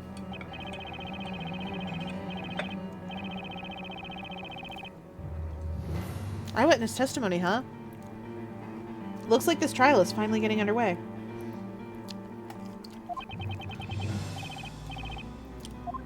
I can't back down now. I have to fight. But I'm just a simple bread-making baker, living a simple bread-making life. This situation is more twisted than a pretzel, and I'm smack in the middle of it. But I have to do this to save Espella. Okay, let's see if I can untwist this testimony and put this thing to bed. We are going to be filled with bread puns, chat.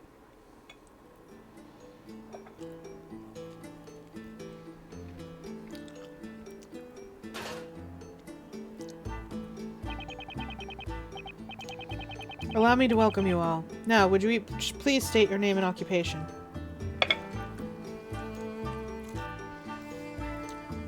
I'm Miss Edgeworth. Hold it! Wait a minute! What's going on here? As I already explained, Sir Apprentice Baker, this is the eyewitness testimony.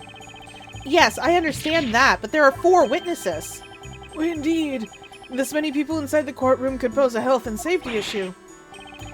Your Honor, that's not quite what I meant. Witness testimonies are supposed to be done one by one, as in one witness at a time. What are you talking about, child? We'd be here all night if we did that. That's right, young man.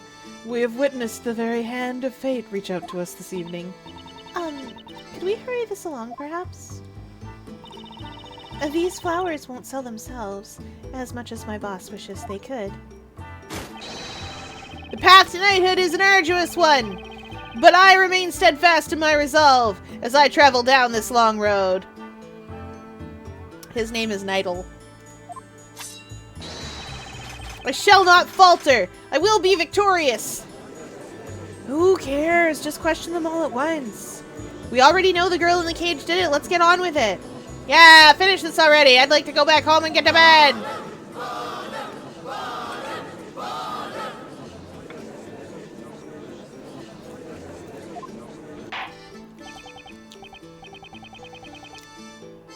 Witnesses, again, state your name and occupation. I am known as Wordsmith. But what is a name? How doth one describe an occupation? Like the bubbling of a babbling brook? I flow gracefully around the rocks and debris that is life. Nary a worry in my mind. Yeah, not a thought behind those eyes, is there, buddy?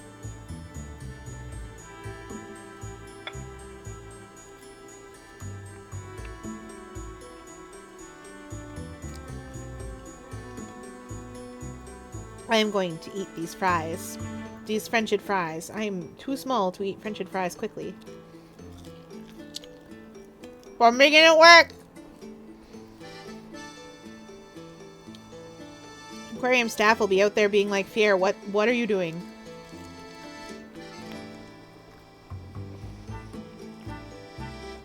The answer to that question, surprising no one, is did you know that if you start the French fry in your face, you can slurp it up like the biggest pasta noodle you ever slurped?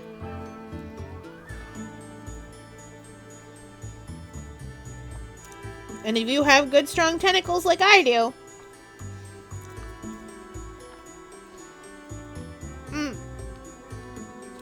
you can do that, probably, generally, without hurting yourself.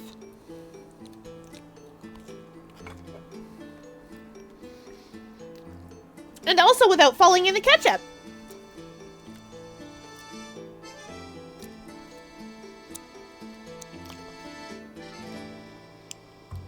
Mostly. Okay. We did not fall into ketchup.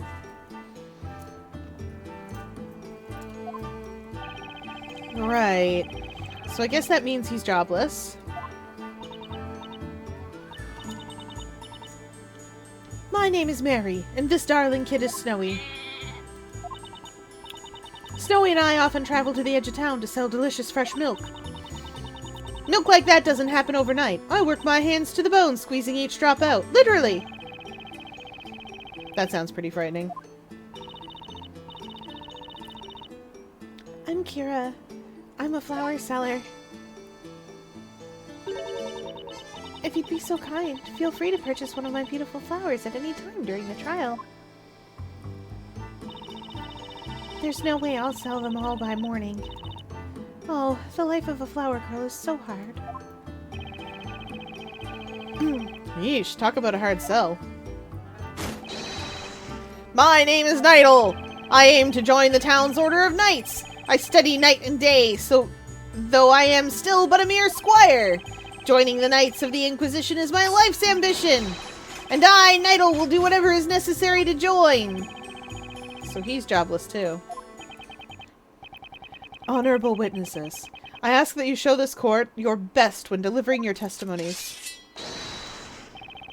Now tell us what exactly you saw on this ill-fated eve. To be fair, I am here for it. Barnum's pretty. I don't know if you've noticed this, but Muffet sees something in that man, and I don't blame her. Girl has good taste. Though I will say also, Zacharias Barnum does absolutely look like a Zach. I have no other explanation for this.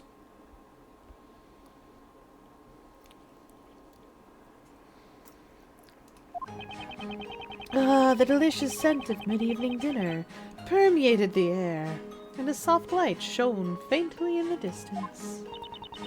Bugs grabbed that girl by the arm. It looked like he almost pushed her to the ground.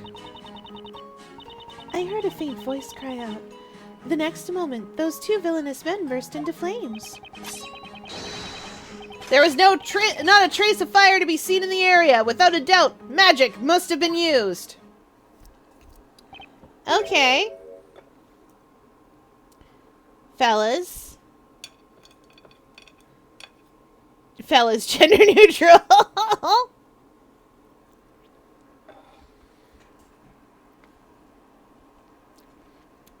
Magic? Sir Apprentice Baker, you may now begin your interrogation. I have but one piece of advice. I suggest you pay it heed. Do not waste the court's time by grilling these witnesses over irrelevant nonsense, Sir Apprentice Baker. Are you alright, Nick? They sure love calling you an Apprentice Baker, huh? I'll be honest with you, Maya. I have no idea how I'm feeling right now. But I know it's all up to me. As her defender, Espella's fate is in my hands. I have to believe in her, and I need to start believing in myself. I can do this. I believe Espella's innocent, and I'll fight until the end to prove it. Yeah, that's the spirit. We can do this thing, Nick. Let's go, Maya.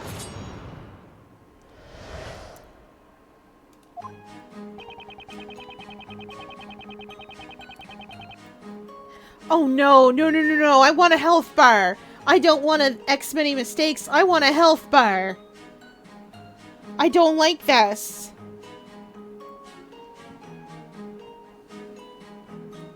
I don't like this at all.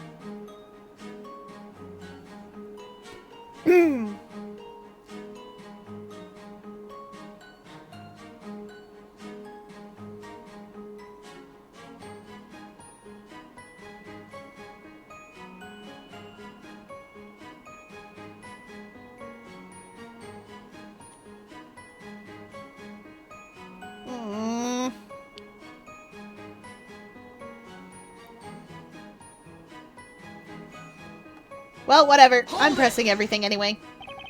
What time would that be exactly?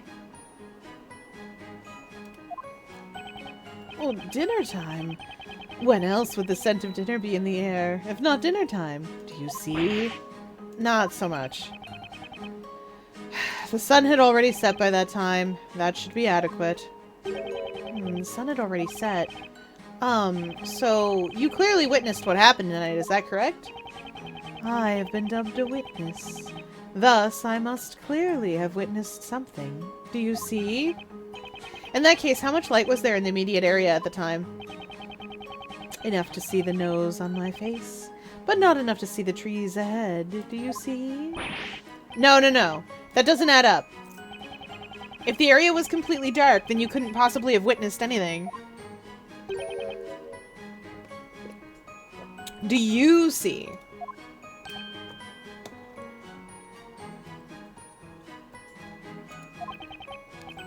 Nevertheless, something caught my eye. It was a most ominous sight. Ominous is what that sight was. Okay, I get it. It was ominous. Objection! Poor form, Sir Apprentice Baker. I hate to disappoint you, but there was, in fact, light in the area. Huh? Take a look at this. This is a drawing of the crime scene based on the witnesses' accounts, as penned by the court illustrator. The court illustrator? Never heard of that before. Look carefully. This shows what the scene looked like at the time of the murder. Oh wow, that's real good. An illustration of the highest quality, as always. Now then, we've established that by the time the murder occurred, the sun had already set. And so naturally, the defendant was carrying a firelit lantern, as we can see. A lantern! Eureka! Indeed! Yes, that is what I was saying earlier. There was a lantern! A lantern, I say! Oh, please. You totally forgot. To be honest, I did not imagine it would be necessary to present this, but... Milord, here's the lantern in question. This is what was responsible for the light illuminating the area. Very well, the court accepts this in evidence. Okay, broken, covered in mud, got it. Speaking of which, Inquisitor Barnum, in this drawing, the accused seems to be holding a milk bucket of sorts. What became of this? That is a strange case indeed, my lord. The bucket seemingly disappeared from the murder scene. Oh! I know exactly how it disappeared. Chad, I can't tell you, but I think I know exactly how it disappeared.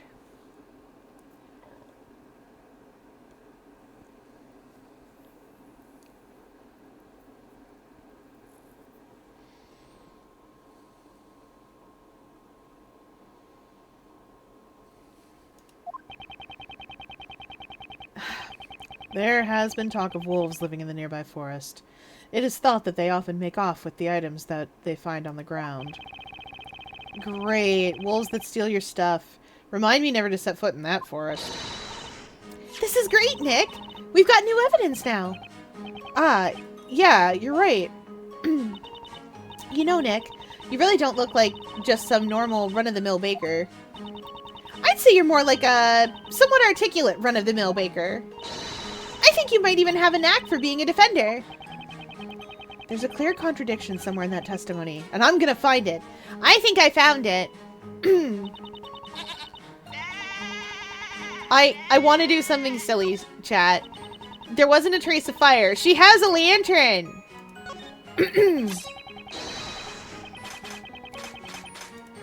I feel like I can just present the fact that there's a lantern. Objection!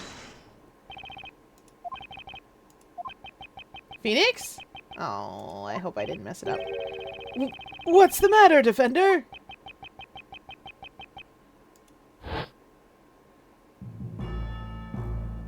He's having a moment. He's having a moment. Well, what is this feeling? I just felt the urge to shout out. Right from the bottom of my lungs. While pointing my finger. Objection! I can't help but feel that's a word I've used quite a bit in the past. That's it! I remember now! I remember everything! The League of Attorneys exchange! Espella's trial! And then... that strange book! This feeling! I feel like I can take on the world! Witness! What's with that sudden pointing? I am a soon-to-be member of the Honorable Knights of the Inquisition. I accept your challenge. Have at you. You say that no fire was present at the scene of the crime, meaning the defendant must have used magic. Unfortunately for you, that's not the case. What do you mean, Sir Apprentice Baker? What I mean is that the defendant was, in fact, carrying a lantern containing fire. Those two rogues were actually burned by the flame inside the lantern. That's the only logical explanation.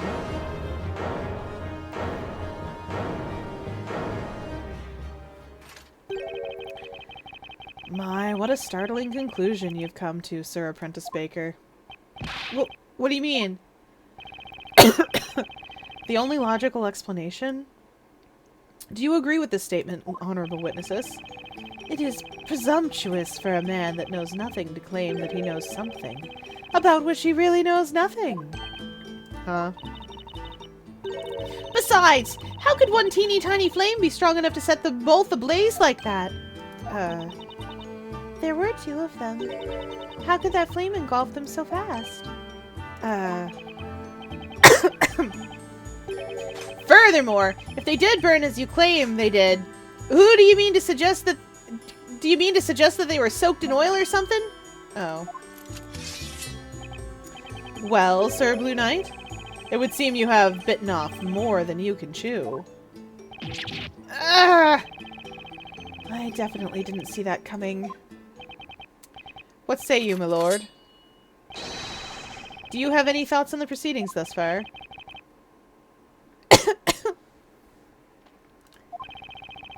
Given the testimony as we have heard it, this court has come to its conclusion. 'Twas a truly gruesome and merciless act, an act for which only one thing could be held responsible. The nefarious crime of magic! No, don't put her in the jail. Do not put her in the fire. Wait just a second. Is there something you have forgotten to mention, Defender? Not exactly, Your Honor. It's just that, I mean, you just said magic. That can't be right, can it?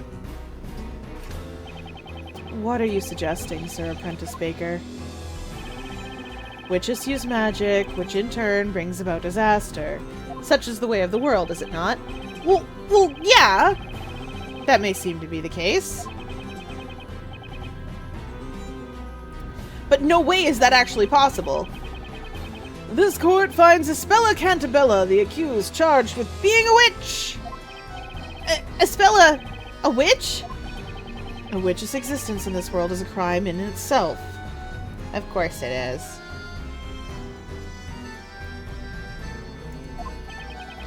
The ability to use and control magic is a criminal offense indeed. As such, any witch found practicing magic will be sentenced to death by fire! No! You're wrong! I'm not a witch! Sir Apprentice Baker, I do not envy your current predicament. My lord, hand down your guilty verdict against this witch immediately! Objection!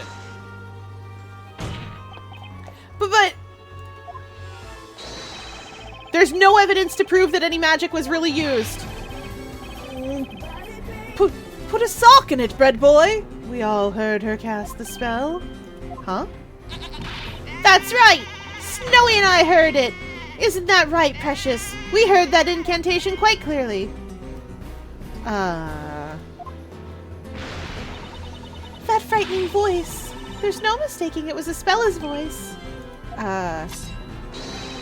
These ears do not lie. I clearly heard an incantation most sinister. Ignace, it went. Incantation. Ignace. It's no good. I just can't wrap my head around this topsy-turvy, otherworldly court. Well then, it would seem that the defense has no further objections. Alright, we hydrate his chat demands.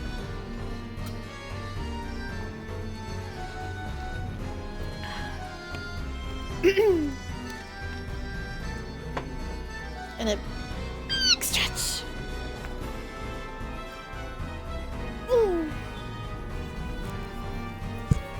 And for body break, we'll do twists. 1, 2, 3, 4, 5, 6, 7, 8, 9, 10. It appears so. The court finds the use of magic at the time of the murder to be an undeniable fact.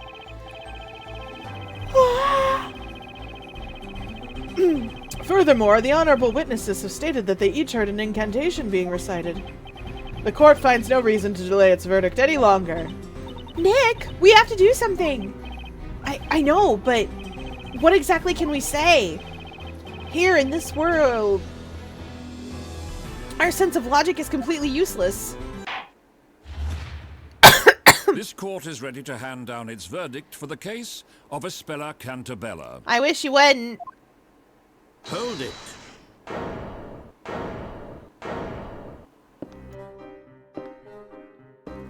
Hey, Professor!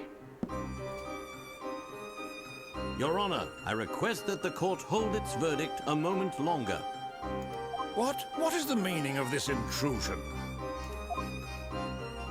I have something I believe will be of use to the defense. A weapon of sorts. That's... The Grand Grimoire. All of this world's magic is contained within its pages. Without it, this trial cannot reach a satisfactory conclusion. the Grand Grimoire. Yes, Phoenix, that's what he said.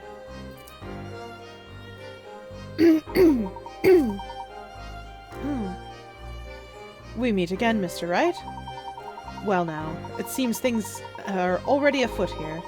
Although the real contest begins now. Are you fully prepared? So, are you here to help us? Of course! The professor always helps people in trouble. It is the duty of every gentleman. Right, Professor? Professor? There is a saying that I find quite useful in situations such as this. There is a time for words and a time for action. Right. You have been working as a baker in this town up until now, have you not? I must say, I am a little mystified. I'd have expected you to be more familiar with this world and its system of magic. Yeah, how can I put this? I guess that's not quite the full story. Is that so? I kind of had an epiphany just now. I remembered all sorts of things, like how I'm not actually a baker, and well, how magic can't really exist. Then it would seem I was correct about you, Mr. Wright. You are not, in fact, a citizen of this town, is that correct? Right. At least, it seems that way. However, for now, we have no option but to accept this world and its rules as a reality. Without first understanding those rules, I'm afraid you will not be able to save Miss Cantabella. But things like magic only exist in fairy tales and make-believe. I'm afraid, Mr. Wright, it would seem magic does in fact exist in this world.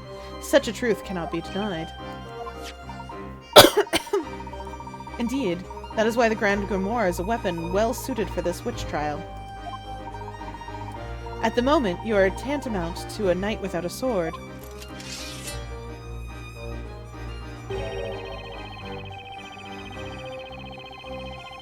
Oh, wow. Sorry, I like that pose with the sword like that. That is a way that you can thrust a sword. You wouldn't typically do that in the middle of a fight. But bracing the pommel like that is a way that you can do stuff with sword. And, Chat, I have phenomenal news for you, perhaps. I love swords, but I am too small to wield them because I am only 4 centimeters big. The only swords that I can wield capably are those little swords that you stick in the olives on top of sandwiches. And they're not real swords. I should be allowed to have more swords! Anyway, I just really like this pose. It's a good pose for a sword man to have. Hi, hello. He's not as pretty as Edgeworth. But he's got something going for him. He's got intensity. Right then, Mr. Wright. I'll explain how the Grand Grimoire works. Oh. Have a look at the touchscreen. There you'll see the Grand Grimoire button.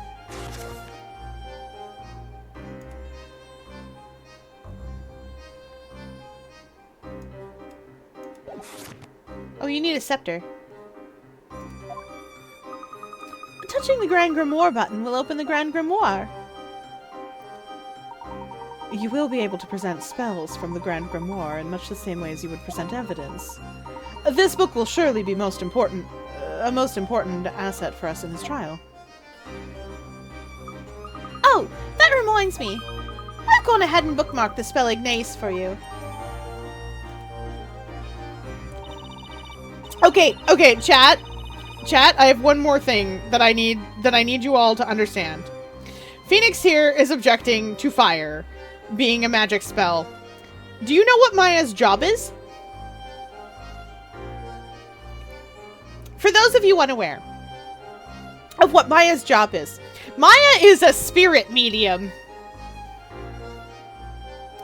Maya is routinely possessed by the spirits of by the spirit of her dead sister.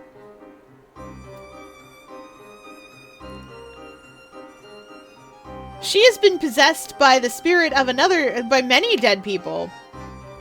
She is in fact the head of her spirit medium family. And Phoenix is over here being like, but magic can't be real! Phoenix! Phoenix! Phoenix, I have opinions about your opinions!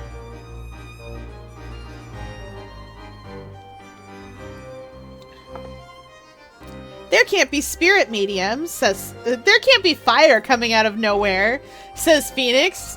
Magic isn't real, says Phoenix. Man who spent the entire second game of this game defending Maya from various, murder plots. Also, TBH, once again, in that second game, Morgan Fay did not need to do all that. She literally could have done nothing. Because here's the thing. Maya was being asked to summon somebody who wasn't even dead. Morgan Fay could have done literally nothing. And it would have done better than all of the shenanigans plans that she did do. Like, girl, what are you doing? Like, what are you doing? I have opinions. Ignace, that's the magical spell all the witness said they heard, right? Nick, you should take a look at that spell. All I have to do is touch the Grand Grimoire button, huh? The defender has been given more than enough time. It would seem this trial has reached its end. Is that understood, Sir Apprentice Baker? This case is quite straightforward, with very little room for doubt. Let's see. Summons a circle of flame within a meter radius of the caster. Requires an incantation and a scepter to cast, which she can't have been holding. The witness's testimony, coupled with the illustration of the time of the murder, makes it quite clear what must have occurred. The murder was the result of magic, and furthermore, the caster of said magic was none other than the accused. That, Sir Apprentice Baker, is the truth. Best you go back to baking, for I believe your days in the courtroom have crumbled. Arrgh! Is everything okay, Mr. Wright? Yes! It would seem that photographs do not exist in this world. photos don't exist? I guess that makes sense. Ye old time period and all. This sketch drawn by the court illustrator. Therein lies your final chance, Mr. Wright. My final chance?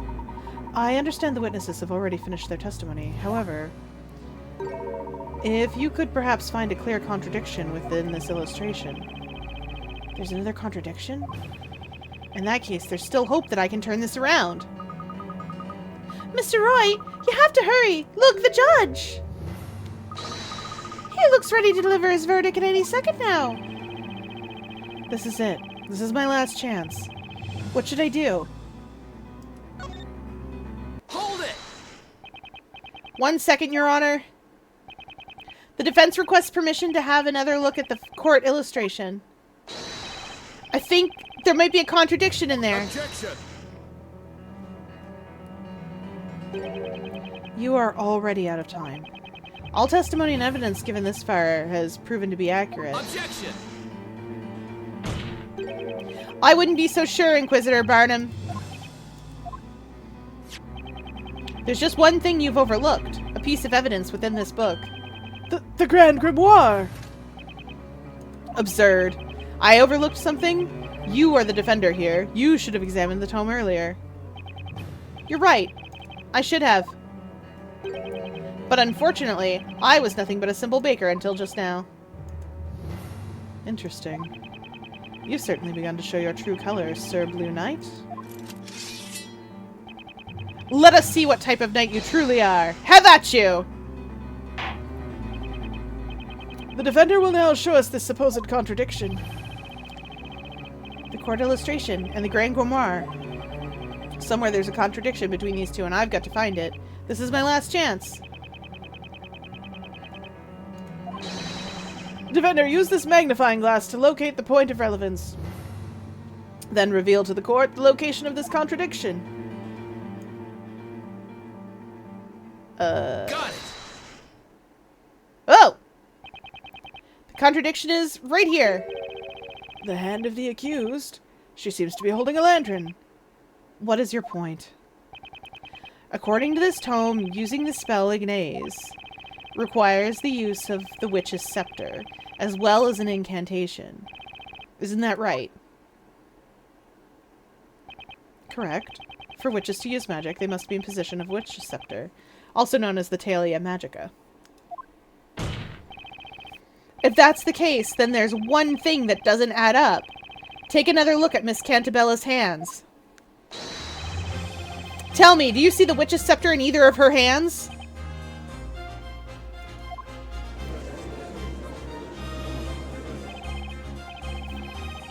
There we go. Let's see you point that sword at me now. You did it, Mr. Roy. But wasn't that contradiction just a little too obvious? You may be right, Luke. Eh? It would certainly appear that the good Inquisitor is taking this particular oversight rather too well.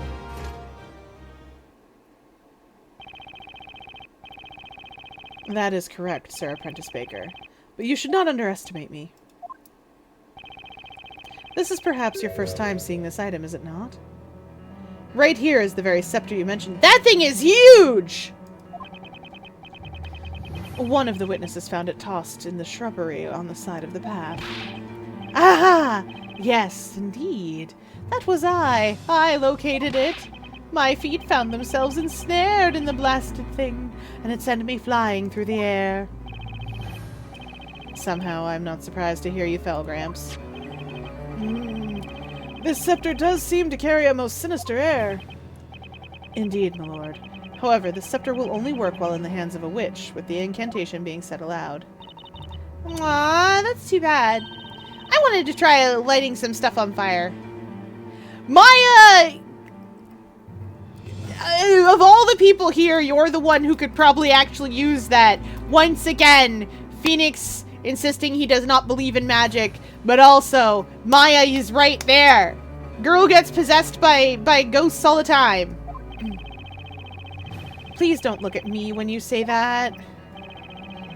You see, there are two magical gems set in the scepter. Magic gems? Looks like the red gem and the white gem. These gems each contain a particular magic spell. By simply looking at these magic gems, one can easily determine which magic spell can be used. Nick, quick! Look at the page! Yep, red. Shiny red one. Is that the red magic gem? Yeah, it is. Indeed, the red gem you see here is the spell Ignaze, and if you look carefully, you should notice that the scepter also has one more spell that can be used. One more spell. That must be the white gem. Mr. Roy, I found it! Here's the spell for the white magic gem. Demir. Causes anything the caster touches to vanish from sight. Simply chant Emir to make it reappear. Oh, the milk bucket!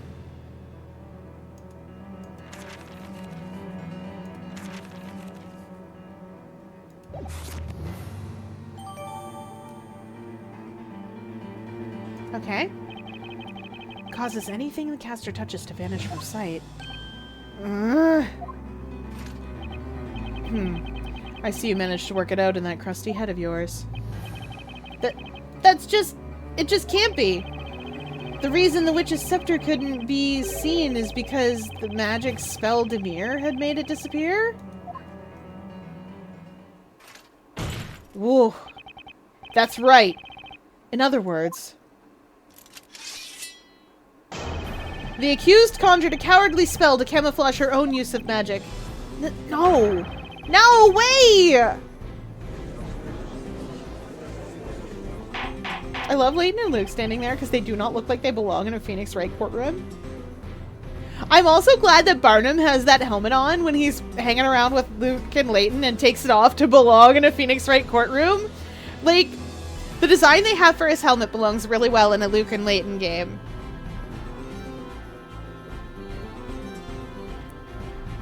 But without his helmet on, oh boy howdy, does he belong in Phoenix Wright. Order! Order! Order! Inquisitor Barnum, please submit the scepter into evidence. Hold on, please. Is there a problem, Sir Baker? Okay, I understand this is a witch's scepter. However, whether or not the scepter was in Miss Cantabella's possession has not yet been proven. What are you talking about, Sir Apprentice Baker? Well, isn't it obvious? I'm talking about fingerprints.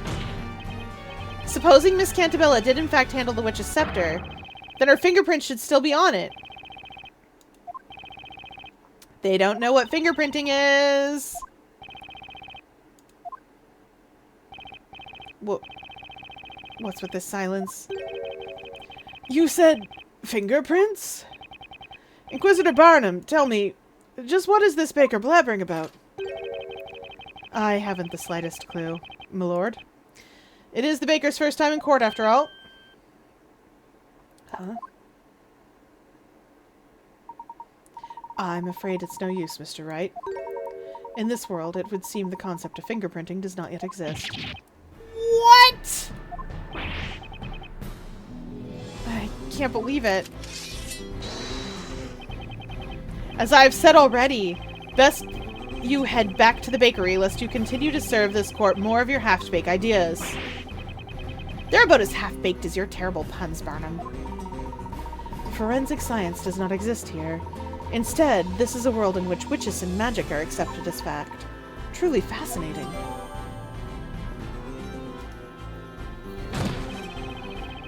What the heck? There are just way too many things I don't know about this world. Mr. Wright, I believe you may be able to take these things you don't know and use them to your advantage. Huh? The Inquisition believes there is no room for debate on this matter. The accused clearly attempted to conceal her magic. Better luck next time, Sir Apprentice Baker. Mayhap your next loaf will not leave such a bitter taste in our mouths. Barnum, stop it with your silly puns! I love them, though. Now then, my lord, I believe it is time. I ask you render your unwavering verdict. Objection. Thanks! Thanks, Layton!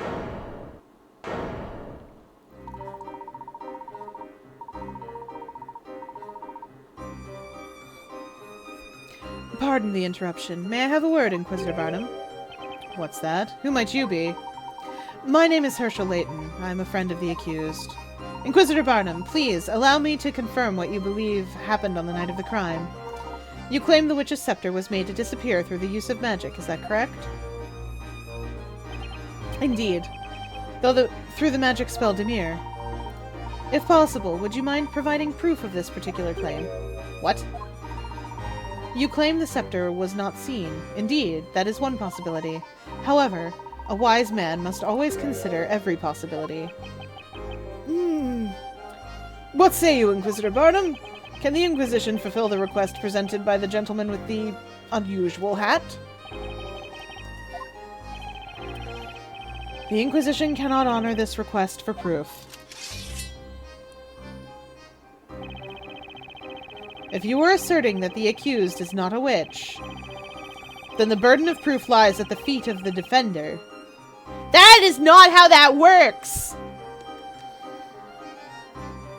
Chat, if anyone ever tells you, if anyone ever makes an absolutely wild claim and then tells you that you have the burden of proof to prove the negative, no you don't.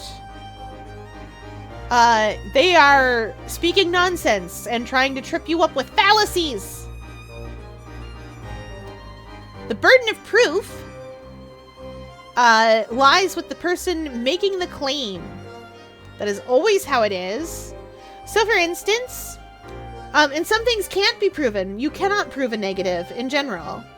So for instance, let's say that I, a little octopus, insist to aquarium staff that I should be given all of the shrimpies. It is the morally correct decision to give me all of the shrimpies. Aquarium staff will rightly go, what are you talking about? Why would that be morally correct? And it is my job to prove to them that it would be. It is not their job to prove to me why it wouldn't be. I suppose arguably they can prove to me why it wouldn't be.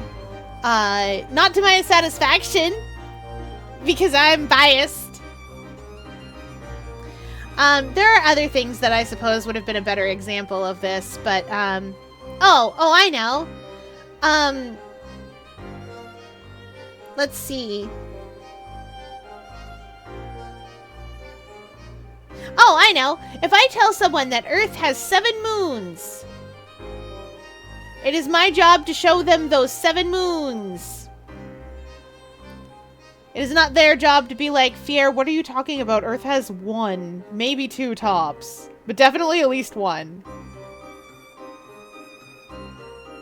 It is not their job to prove a negative. They do not have to prove to me that no moon is there. They can, but they do not have to prove that. Some negatives are sort of provable, but they're not perfectly provable. That's the thing. And a lot of times when you're talking about pure philosophy where there isn't like a physical thing to look at, especially when you're talking about morality, proving a negative gets to be really complicated in that you can't actually do it really. If you're asserting that the accused is not a witch, then the burden of proof lies at the feet of the defender. That's not true, once again. Come on, it's the Inquisition's job to prove that a crime was committed. Phoenix is correct. As I thought. Indeed, it would appear the accepted method of thinking in this world differs greatly from our own. Not Phoenix's! How regrettable, Sir Apprentice Baker. And you, Sir Dark Hat. Dark Hat is such a fun name! Well, Inquisitor Barnum, sir! Should you require it, I stand ready to lend my testimony. Would anyone care to purchase any pre-testimony flowers? I've got a lovely array of bewitching lilies. None of those are lilies! Snowy and I will not be dismissed so easily. We came here to expose the identity of this witch, isn't that right, Precious? A witch's scepter, you say? Yes, yes, I know of such a scepter. Allow me to elucidate the matter. Sorry, the word elucidate does 2 things in my brain. Thing 1, thing one is it goes, let me elucidate ya. And thing two is it goes, everybody wants to be a cat. Because a cat's the only cat who knows where it's at. Everybody's picking up on that feline beat. 'Cause everything else is obsolete. And so on. Sorry, I know that's an incomplete musical phrase. I'm not finishing it. Because technically, well, okay, that's not entirely true. Technically, that is a complete musical phrase. It's just that I know you were expecting the rest of the song.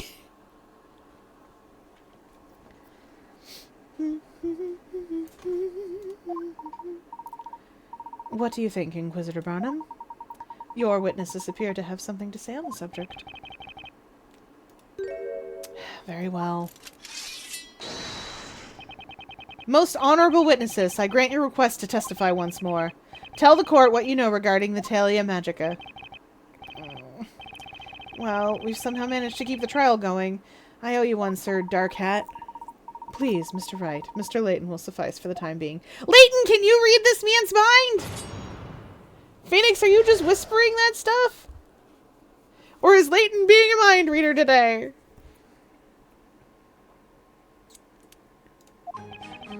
When I saw her, the witch was carrying a large milk bucket in one hand and a lantern in the other. The girl had the lantern hanging from her wrist. Her hand was contorted in a strange way.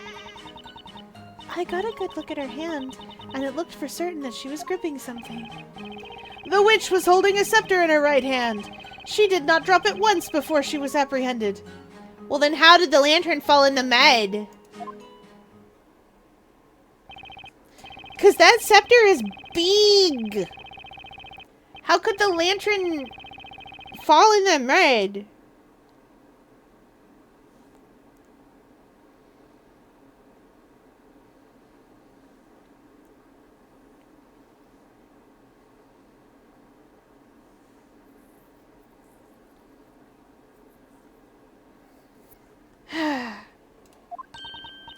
I saw it. I most certainly saw it. She was holding an invisible scepter. We saw it too! It was the girl up there, without a doubt! I as well. These old eyes don't see as well as they once did, but I witnessed the hazy, blurry form of the accused quite clearly. Wordsmith, do you have cataracts, buddy? Old man, you got the shutters. Don't tell the court you're blind. My eyesight is as sharp as the edge of my trusty blade. Your sword is not real, buddy. A toy sword. How fascinating. Although I wonder if he understands the implication of the analogy on his vision. I don't think he does.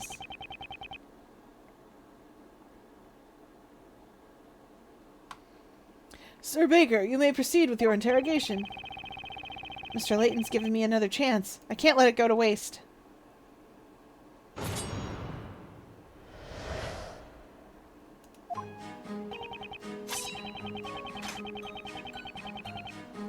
Okay, that tracks. She was carrying those things. What I'm more interested in is how did she drop the lantern? I don't care about any of these for the moment.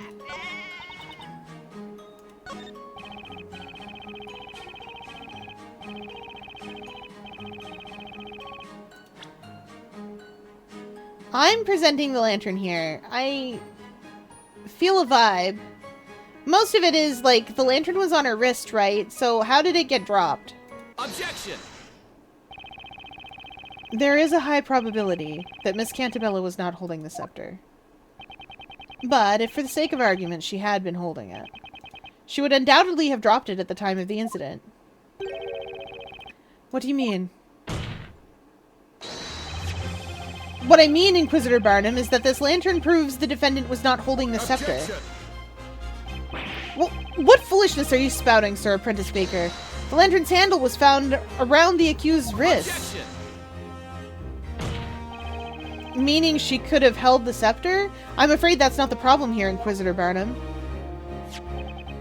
The problem is within the broken glass. and the mud plastered all over it. What? The rain had ended just as the murder was taking place. That would make the path fairly muddy, don't you agree? When the thieves grabbed Miss Cantabella by the arm, the lantern must have fallen into the mud. The lantern fell into the mud? Why, of course. That makes sense, doesn't it, my little snowy woey? Well, what do you say, Inquisitor Barnum? If she was holding the scepter at that time, that would mean that when she dropped the lantern, the scepter would have fallen along with it. Ugh. What's going on? Inquisitor Barnum seems speechless.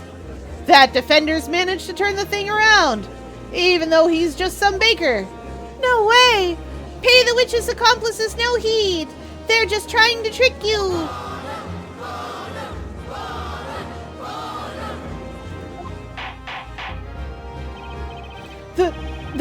Just what is this? Hold it!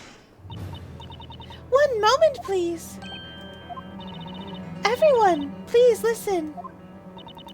Didn't we all just stand here and explain to the court what we clearly saw? It's a lantern, so what?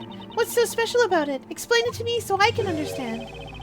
So that you can understand? Well, I mean, it's pretty obvious just by looking at it. Mr. Wright.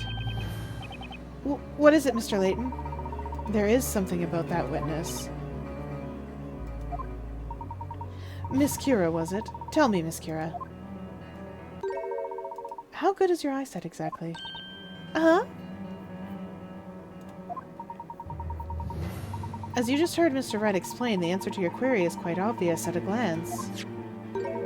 Tell me, are you able to see the mud present on this lantern? Mud?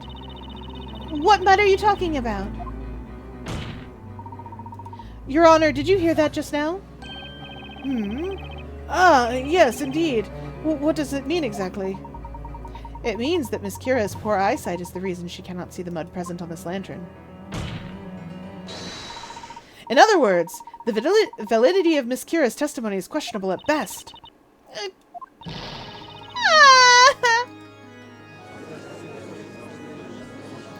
Girl, do you need glasses?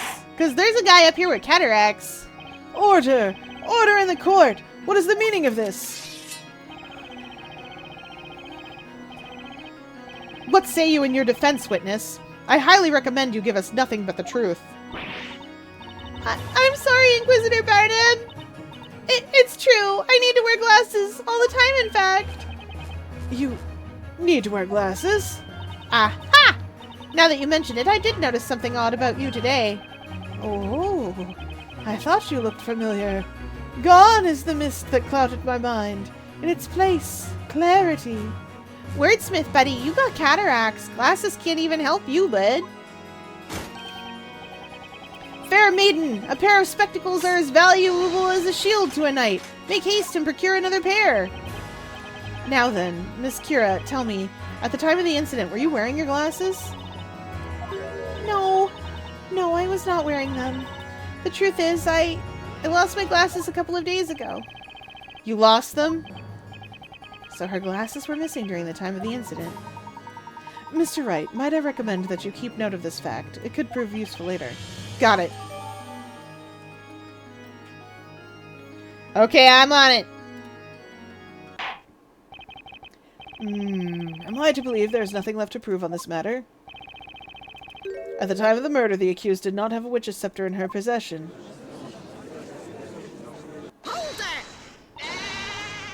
Wait just a moment. Snowy and I have much more left to say. That's right! My trusty sword of justice shall cut through this witch's treacherous lies! I may have lost my glasses, but I haven't lost my will to testify. Did she just eat that flower? She did. Eureka! I remember now. Old age has a way of sneaking up on me. I'm sure you must understand. Yeah, I understand. I understand you're all completely ridiculous.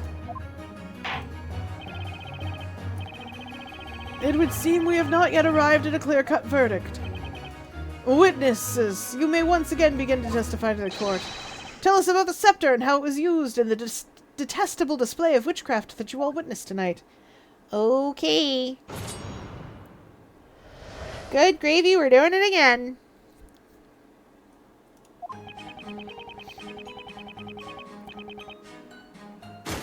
The girl was not holding the scepter in the same hand as the lantern, which means it must have been in her other hand. The accused is holding a milk bucket in the court illustration. Who's to say that she wasn't also holding the scepter in that hand? The milk bucket's lighter than it looks. Even Snowy could carry it. So she could have easily held the scepter as well. I did not see this milk bucket. Everything felt like an illusion.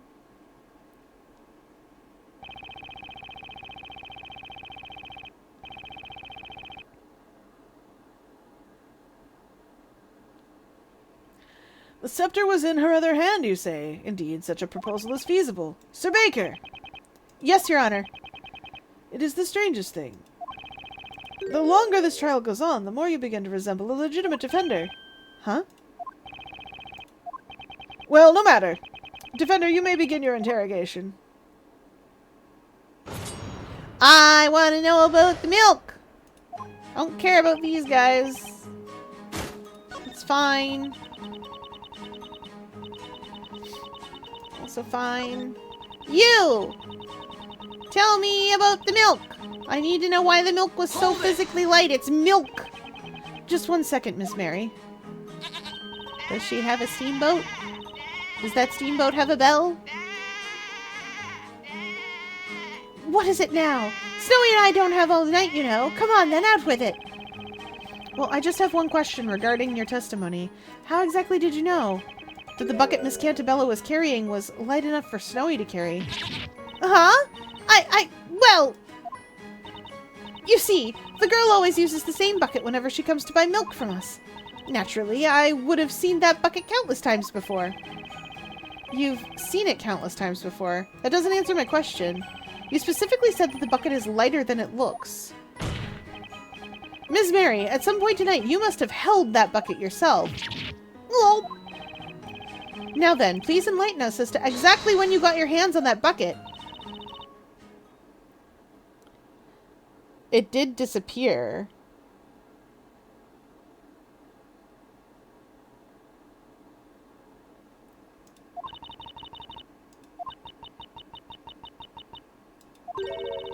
It's true. By that time, Rob's and Muggs had already been burnt to ash. And then I noticed the milk in that bucket and the girl had been holding in her hand. The milk? Then, when those two went up in a blaze, Snowy and I made a dash for the bucket. As the girl stood there looking confused, we took the milk from her to make sure it was okay. Huh? Unbelievable. Witness, you... Well, it was just so wasteful. The thought of all that disgusting ash falling into such precious milk. I felt I just had to protect the milk, so I took the bucket back to the farm with me. Madame, do you mean to tell the court that you took the evidence from the crime scene back home with you? That explains why we were unable to locate the milk bucket at the scene. Oh my! You're scaring poor Snowy! Here! I brought the bucket with me anyway! See? I didn't even tamper with the milk! I'm sure you didn't. Well, the court shall accept this milk bucket as evidence.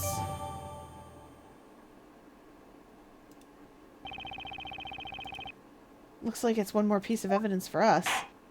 Yeah, there is no way she was holding that and a scepter. Like, that's not happening. The way that bucket is constructed, chat, some buckets are constructed with, like, a rope handle, and you can hook those over.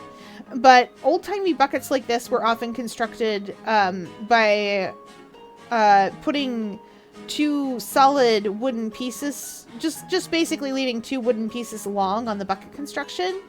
And then what you would do is you would stick like a dowel rod through. And then the dowel rod would be pressure fit into place. And you would have a bucket that you could really easily carry, like with a good sturdy handle. But it's really hard to put that good sturdy handle sort of on your arm. And in some cases it's just not possible at all. And part of the reason why you would do that is so that you could get more stability from it. So if you were pulling it up from a well or trying to carry something precious like milk, you'd have a lot more stability, and a lot less like just random swinging. And random swinging can be good to keep liquid in something, but it was nice to have that kind of stability and like a full grip. Now, will the gentleman with the impressive beard proceed with his testimony?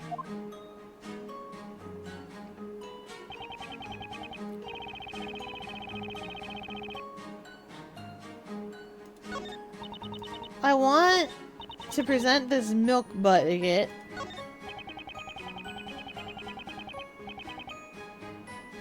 I don't know where to present this milk bucket.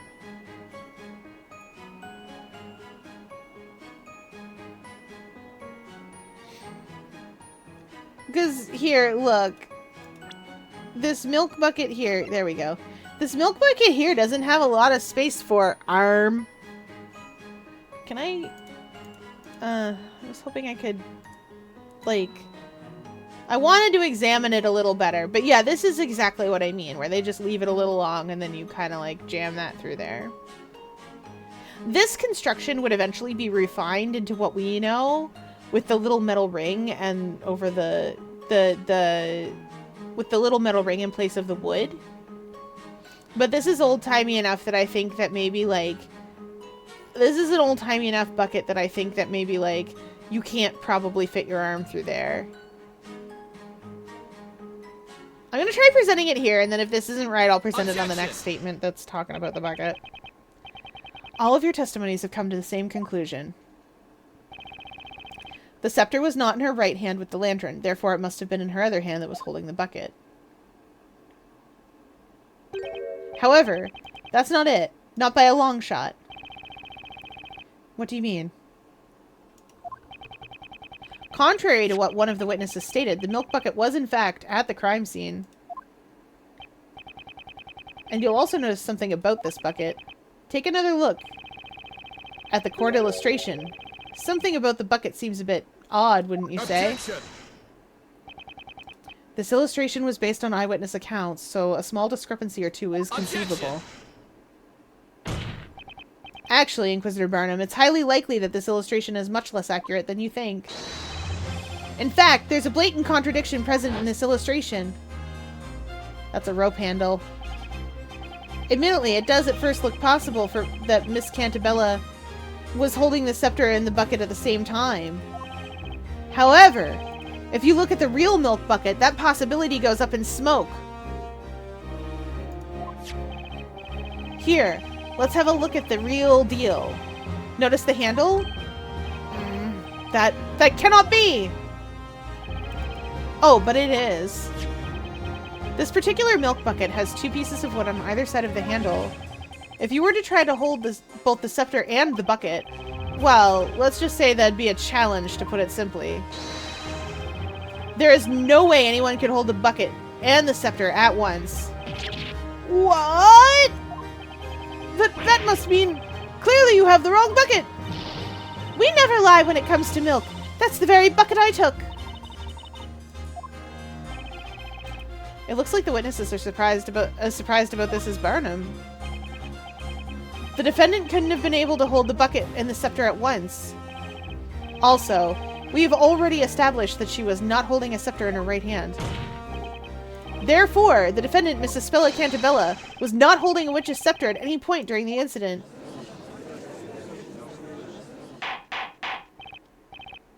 Order! Order! I said order! Just what? What is the meaning of this? In all my days as a judge of this court, I have never heard such an argument. These are but a paltry set of words, and yet they ring with such remarkable strength. Your Honor, what you just heard was logic.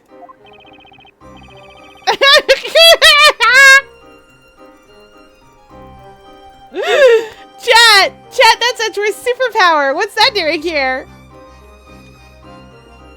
Oh, we will play the second prosecutor game, by the way. I just haven't come up with a time when I want to play it with you. But it is on the list.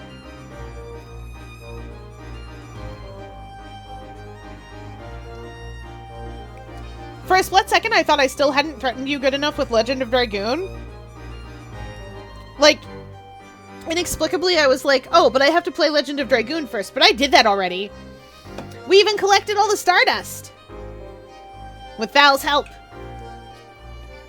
Truly, my mod is the hero that people need. My one mod.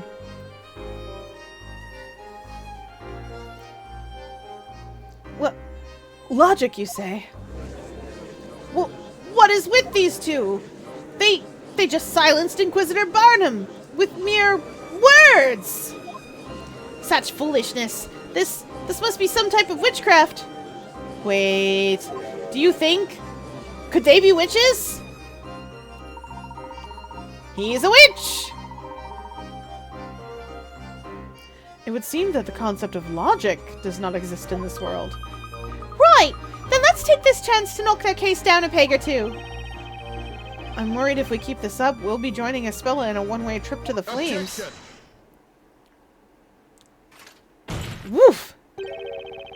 Most intriguing. A knight allows his sword to speak for him during battle. You have spoken with a sword of words. A sword, if you will. I'm sorry. This reminds me. Okay. So, chat. You know the game Connections. You might not, but it's one of those New York Times games like Wordle and stuff. The game Connections is a game where they give you 16 words in a 4x4 grid, and they ask you to connect groups of 4 words by what brings them together. So, for instance, you might have a situation where you have ball, bat, diamond, and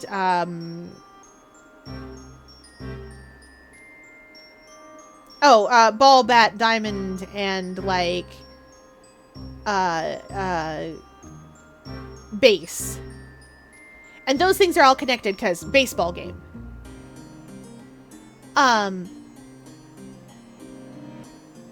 Or you might have things like slightly more esoteric things like hang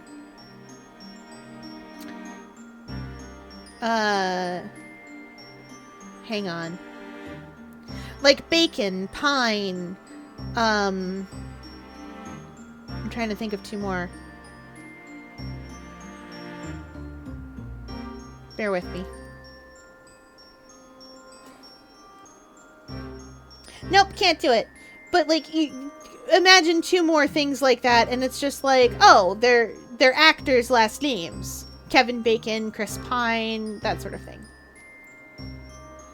But then sometimes they like to have connections where this is how these words would be connected if they were a completely different word.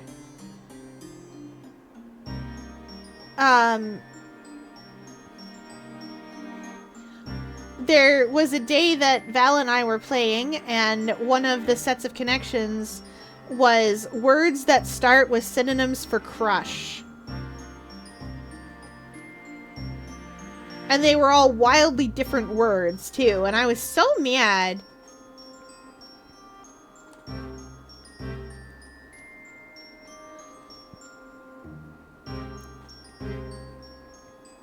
Anyway, that is the game.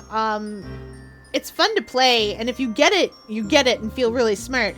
And if you don't get it, you go, really? That's what we're doing here? Some of the clues, I admit, I'm Canadian. Some of the clues, I admit, I'm just like... ...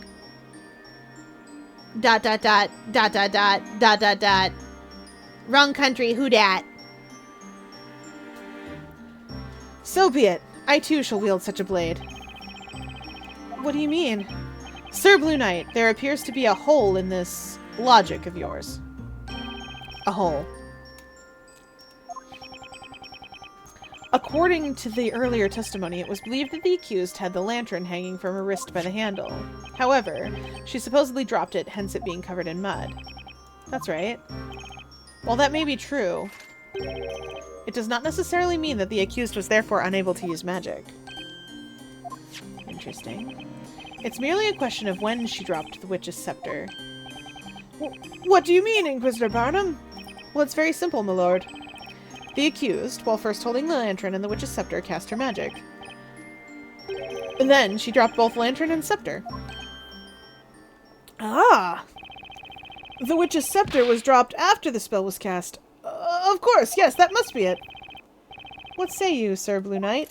No, I don't like that. I think that is not correct. That was but a taste of the knightly knowledge of the Inquisition. I don't think that's right, buddy. For a second, that sounded very Final Fantasy VII, but that's because they go heavy on the horns. Wow, Sir Barnum cut through that baker's witchery like a hot knife through butter. Exemplary! I expected nothing less from the hand of Barnum. Ooh, to be able to shake that powerful hand someday. I'm sure everybody's very excited.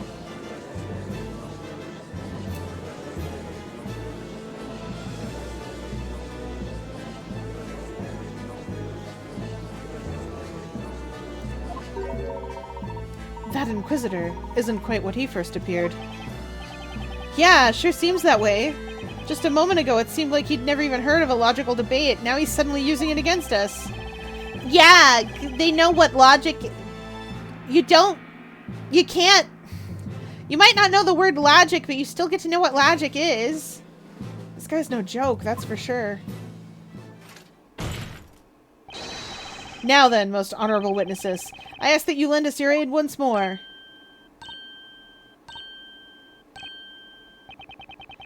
I request that all of you testify to the court once more. Tell us which occurred first, the dropping of the lantern or the casting of the spell.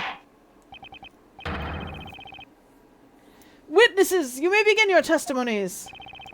Tell the court in your own words about the sequence of events which transpired tonight. Yes, tell us about it. Well, of course, the lantern fell to the ground after the incantation of Ignace. Sploosh! Well, I'm as sure as Snowy is white. I made certain to keep my eyes peeled on that milk bucket after all. Besides, how else can you be sure that the lantern fell just because it has a little mud in it? These eyes do not lie. I saw the lantern in the accused's hand when the incantation was uttered. Well, yeah, but you'd have to have seen this scepter. Well, I guess. Still, I feel like I need to be like, whoa, bro.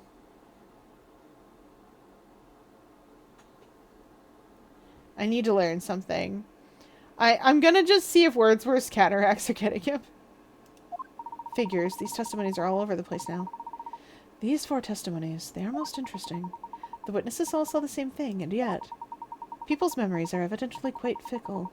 They can never be truly a reliable source. Well then, Professor, with enough poking and prodding, I bet we can really cause their testimonies to crumble. Of course. We need to exploit their fickle memories to turn this thing around. We've got this, Nick. We'll press them so hard they won't even remember what they had for breakfast. I can't even remember what I had for breakfast. I had sesame crackers. Now, Sir Baker, you may begin your interrogation.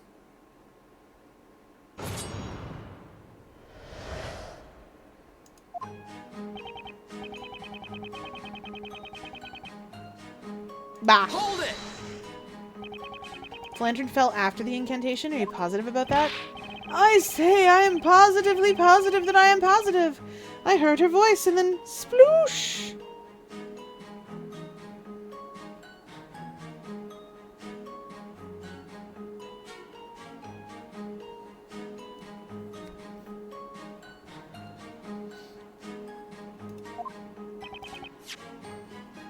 That sploosh was the sound of the lantern hitting the ground?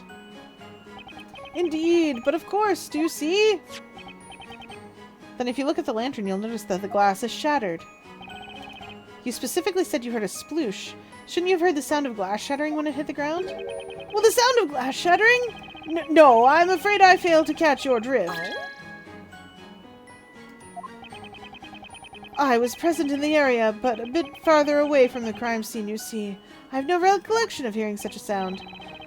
No recollection? Precisely so. I'll have you know I can easily hear a dog barking across town. Do not underestimate my hearing. I wasn't. Relax, Grandpa. There's nothing of interest in this testimony. Will the witness with the goat please proceed with her testimony? Huh? Right. You mean us. You startled us, didn't you, Snowy?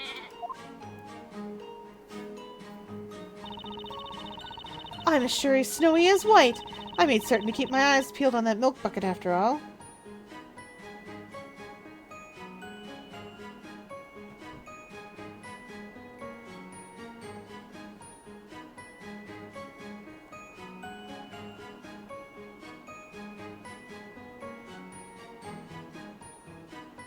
Hold it! Yeah, but earlier you stated that Miss Cantabella had the lantern hanging from her wrist. Well, not quite. We didn't say for certain. We only believed it was on her wrist. No, she said something. Why can't I... Yes, precisely. You know how you sniff your milk when you're not sure if it's gone bad. Then your nose is assaulted by that foul odor that you weren't expecting? Well, it's a bit like that. Heed my words, madam. Do not make a habit of stealing for your own safety. Well, we said we're sorry. Please, it was all Snowy's fault. Oh, brother. Yeah, milk and bucket and the lantern falling.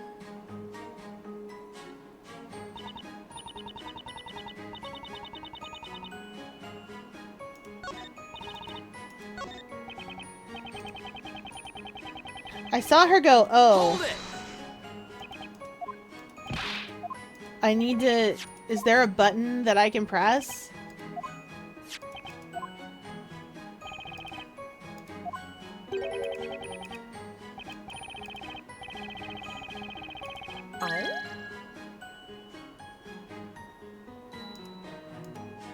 There must be a way to get her... Maybe I just... There's no button I can press here. I think I'm just gonna scroll through testimony, maybe. There's gotta be something I can do. Because there's a bunch of these witnesses. This is probably trying to tutorialize me. What do you think, Nick? Did you notice anything fishy? Yeah, possibly.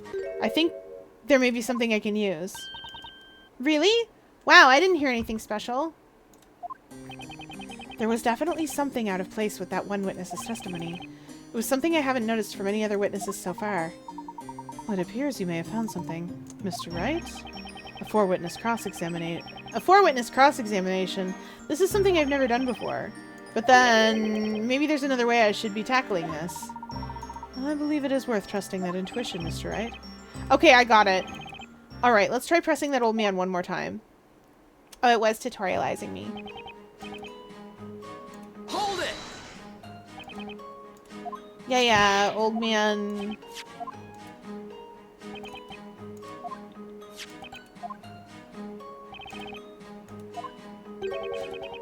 Yep.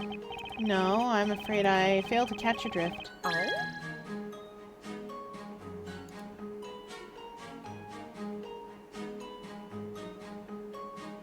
Hold it! There it is, right there. I knew I heard something strange. Huh? But old Greybeard didn't say anything weird. Maya, it's not the old guy that said something weird. It's the person next to him. Next to him? Ah, look there, Professor! The goat lady! She looks deep in thought! It would seem. She has noticed something odd in this elderly gentleman's testimony. Ah! That's right! These cross-examinations have 4 witnesses! Hey, Nick! It looks like we're not the only ones paying attention to these testimonies! You're right. Which means if they're all listening to each other's testimonies.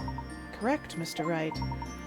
Each witness is fully aware of themselves and their own actions when in the middle of their own testimonies. However, it is while listening to the testimonies of others that the witnesses may sometimes reveal the most valuable information. I see. It's habitual. They can't tell that they're doing it, but I can. And I'm going to use it to turn the tide back in our favor. In fact, I do believe I may have spotted our first opening in which to test this new technique. Mr. Wright, could I draw your main attention to the touchscreen? Touchscreen? Sliding the magnifying glass during witness testimony will allow you to shift your focus to another witness. Oh, good. Right. So the important thing here isn't the witness that's mid-testimony. It's the other 3 witnesses listening. It's just a matter of catching them off guard and questioning them. What are you waiting for, Nick? Let's give it a shot! How about we try questioning the goat lady next to old Greybeard? Okay. All I have to do is slide the magnifying glass to the witness. Oh?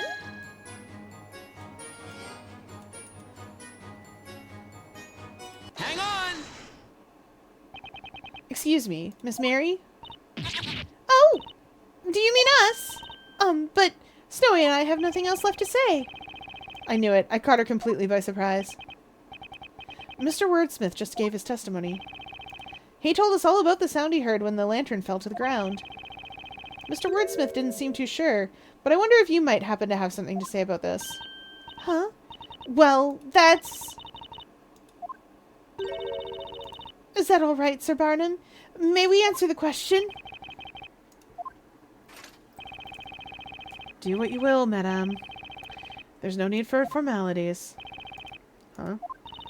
Well, we'll try and explain, won't we, Snowy? The truth is, we did hear something. That is to say, we heard the sound of a lantern's glass shattering. We're sure of it. It was frighteningly loud. It quite startled us, didn't it, Snowy dear? Chat, I me, beep, beep, beep. I looked in the direction of the sound, but I couldn't see anything, let alone the girl or those two thieves. It was a tad dark, after all. When the glass shattered, the flames inside must have gone out. Hence, she could not see them. That seems to be the gist of it. Then, as I peered into the darkness, I heard it! You heard it? What did you hear exactly? You know, that! I heard... the incantation for the spell Ignace! Oh, that can't be right, lady.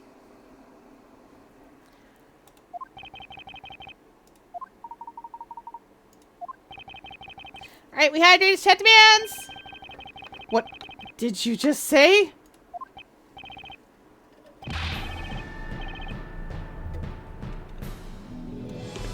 No, hold it right there, witness. Yes, my lord? The glass shattered when the lantern fell. Then, after that, you heard the incantation for the spell Ignace. Do you swear to the court that this is, without a doubt, correct? Yes. Maybe. I think. How about my testimony? What of my oratorical observation? That blasted spell Ignace occurred first. Then the lantern plummeted to the ground. I heard no such thing. There was no sound of shattering glass. Absurd! Simply absurd! The lantern fell and the glass shattered. That does not change the very fact that this girl is a witch. Objection. None of them can agree. I hate to disappoint you, but that's not quite the case. In fact, this testimony changes things a lot. Wouldn't you agree, Inquisitor Barnum? What is the meaning of this? Let's go over what we know so far. In order for a witch to use any magic, they must be holding a witch's scepter. And yet, none of the four witnesses saw the defendant holding a scepter of any kind. Well, that's because the scepter was made to disappear with the spell Demir, correct? At the time of the crime, the two victims grabbed Miss Cantabella's arm, causing her to drop the lantern to the ground. If, at that time, she was in fact holding the invisible scepter, then the scepter must have fallen when she dropped the lantern. Now let's say hypothetically that Miss Cantabella really is a witch. In order to use any magic, she would have to recite the spell before dropping the scepter. However, as our witness Ms. Mary has just stated in her testimony, she heard the incantation for Ignace after hearing the lantern's glass shatter.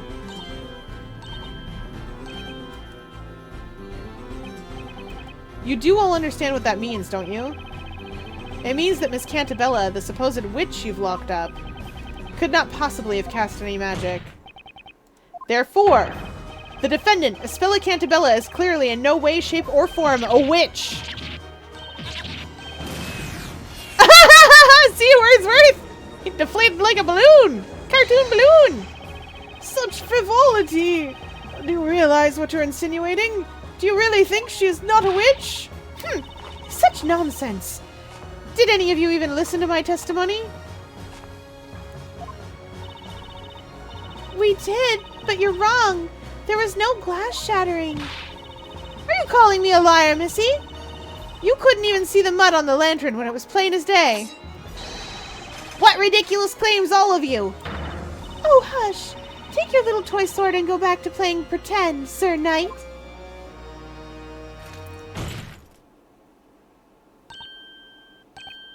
Oh, everybody's gonna get admonished. Witnesses. This is a court of law, not a playground. Must I remind you of the importance of these proceedings? Witches and their magic threaten our fair town of Labyrinthia. Your words here today could decide the fate of every single citizen within our walls. Do you understand? As such, I expect each of you to take your role seriously and testify honestly about what you saw.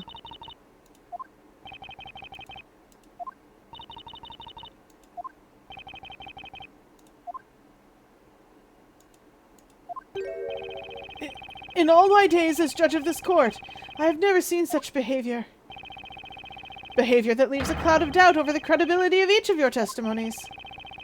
Indeed, my lord. Quite a miserable set of witnesses, this lot. I see. It would appear this trial has come to a sudden halt. Huh? So that must mean... Quite right.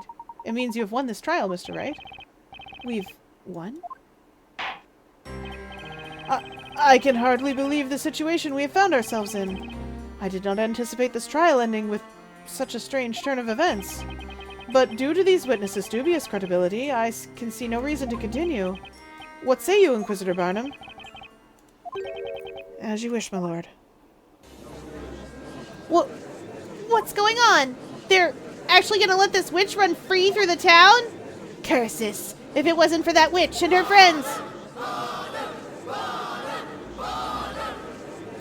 Hold it! Who on earth? Wait a blooming second. This trial Some guy! to being over. Some guy! What a good name! Not before I take the stand to testify!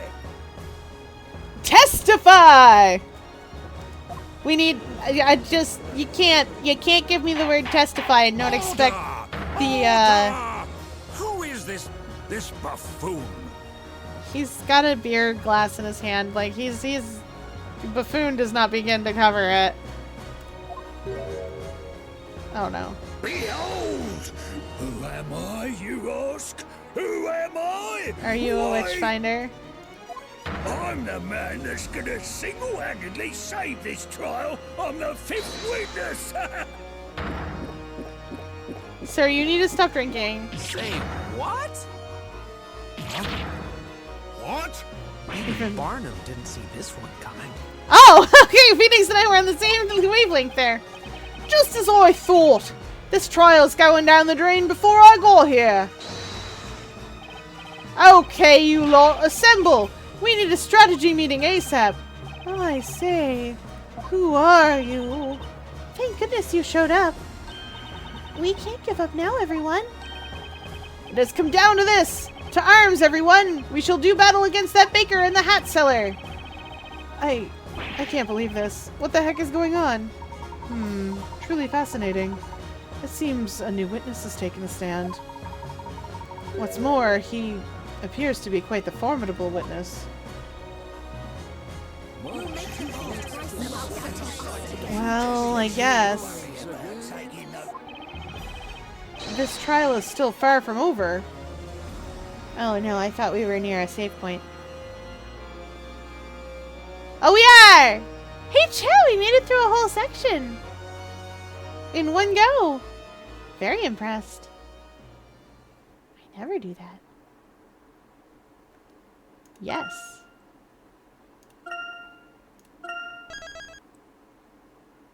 Amazing. Okay.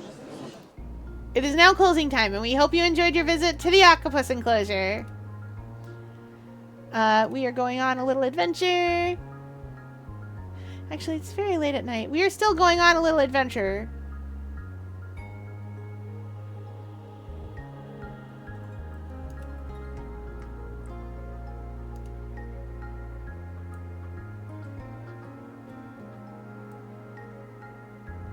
Let's see, where are we off to?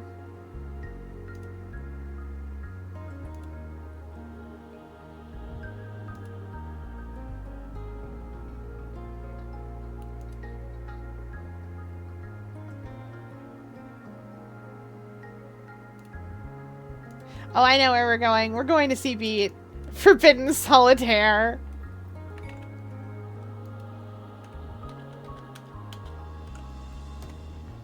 Alright. That is it for tonight, everybody. Val's got me.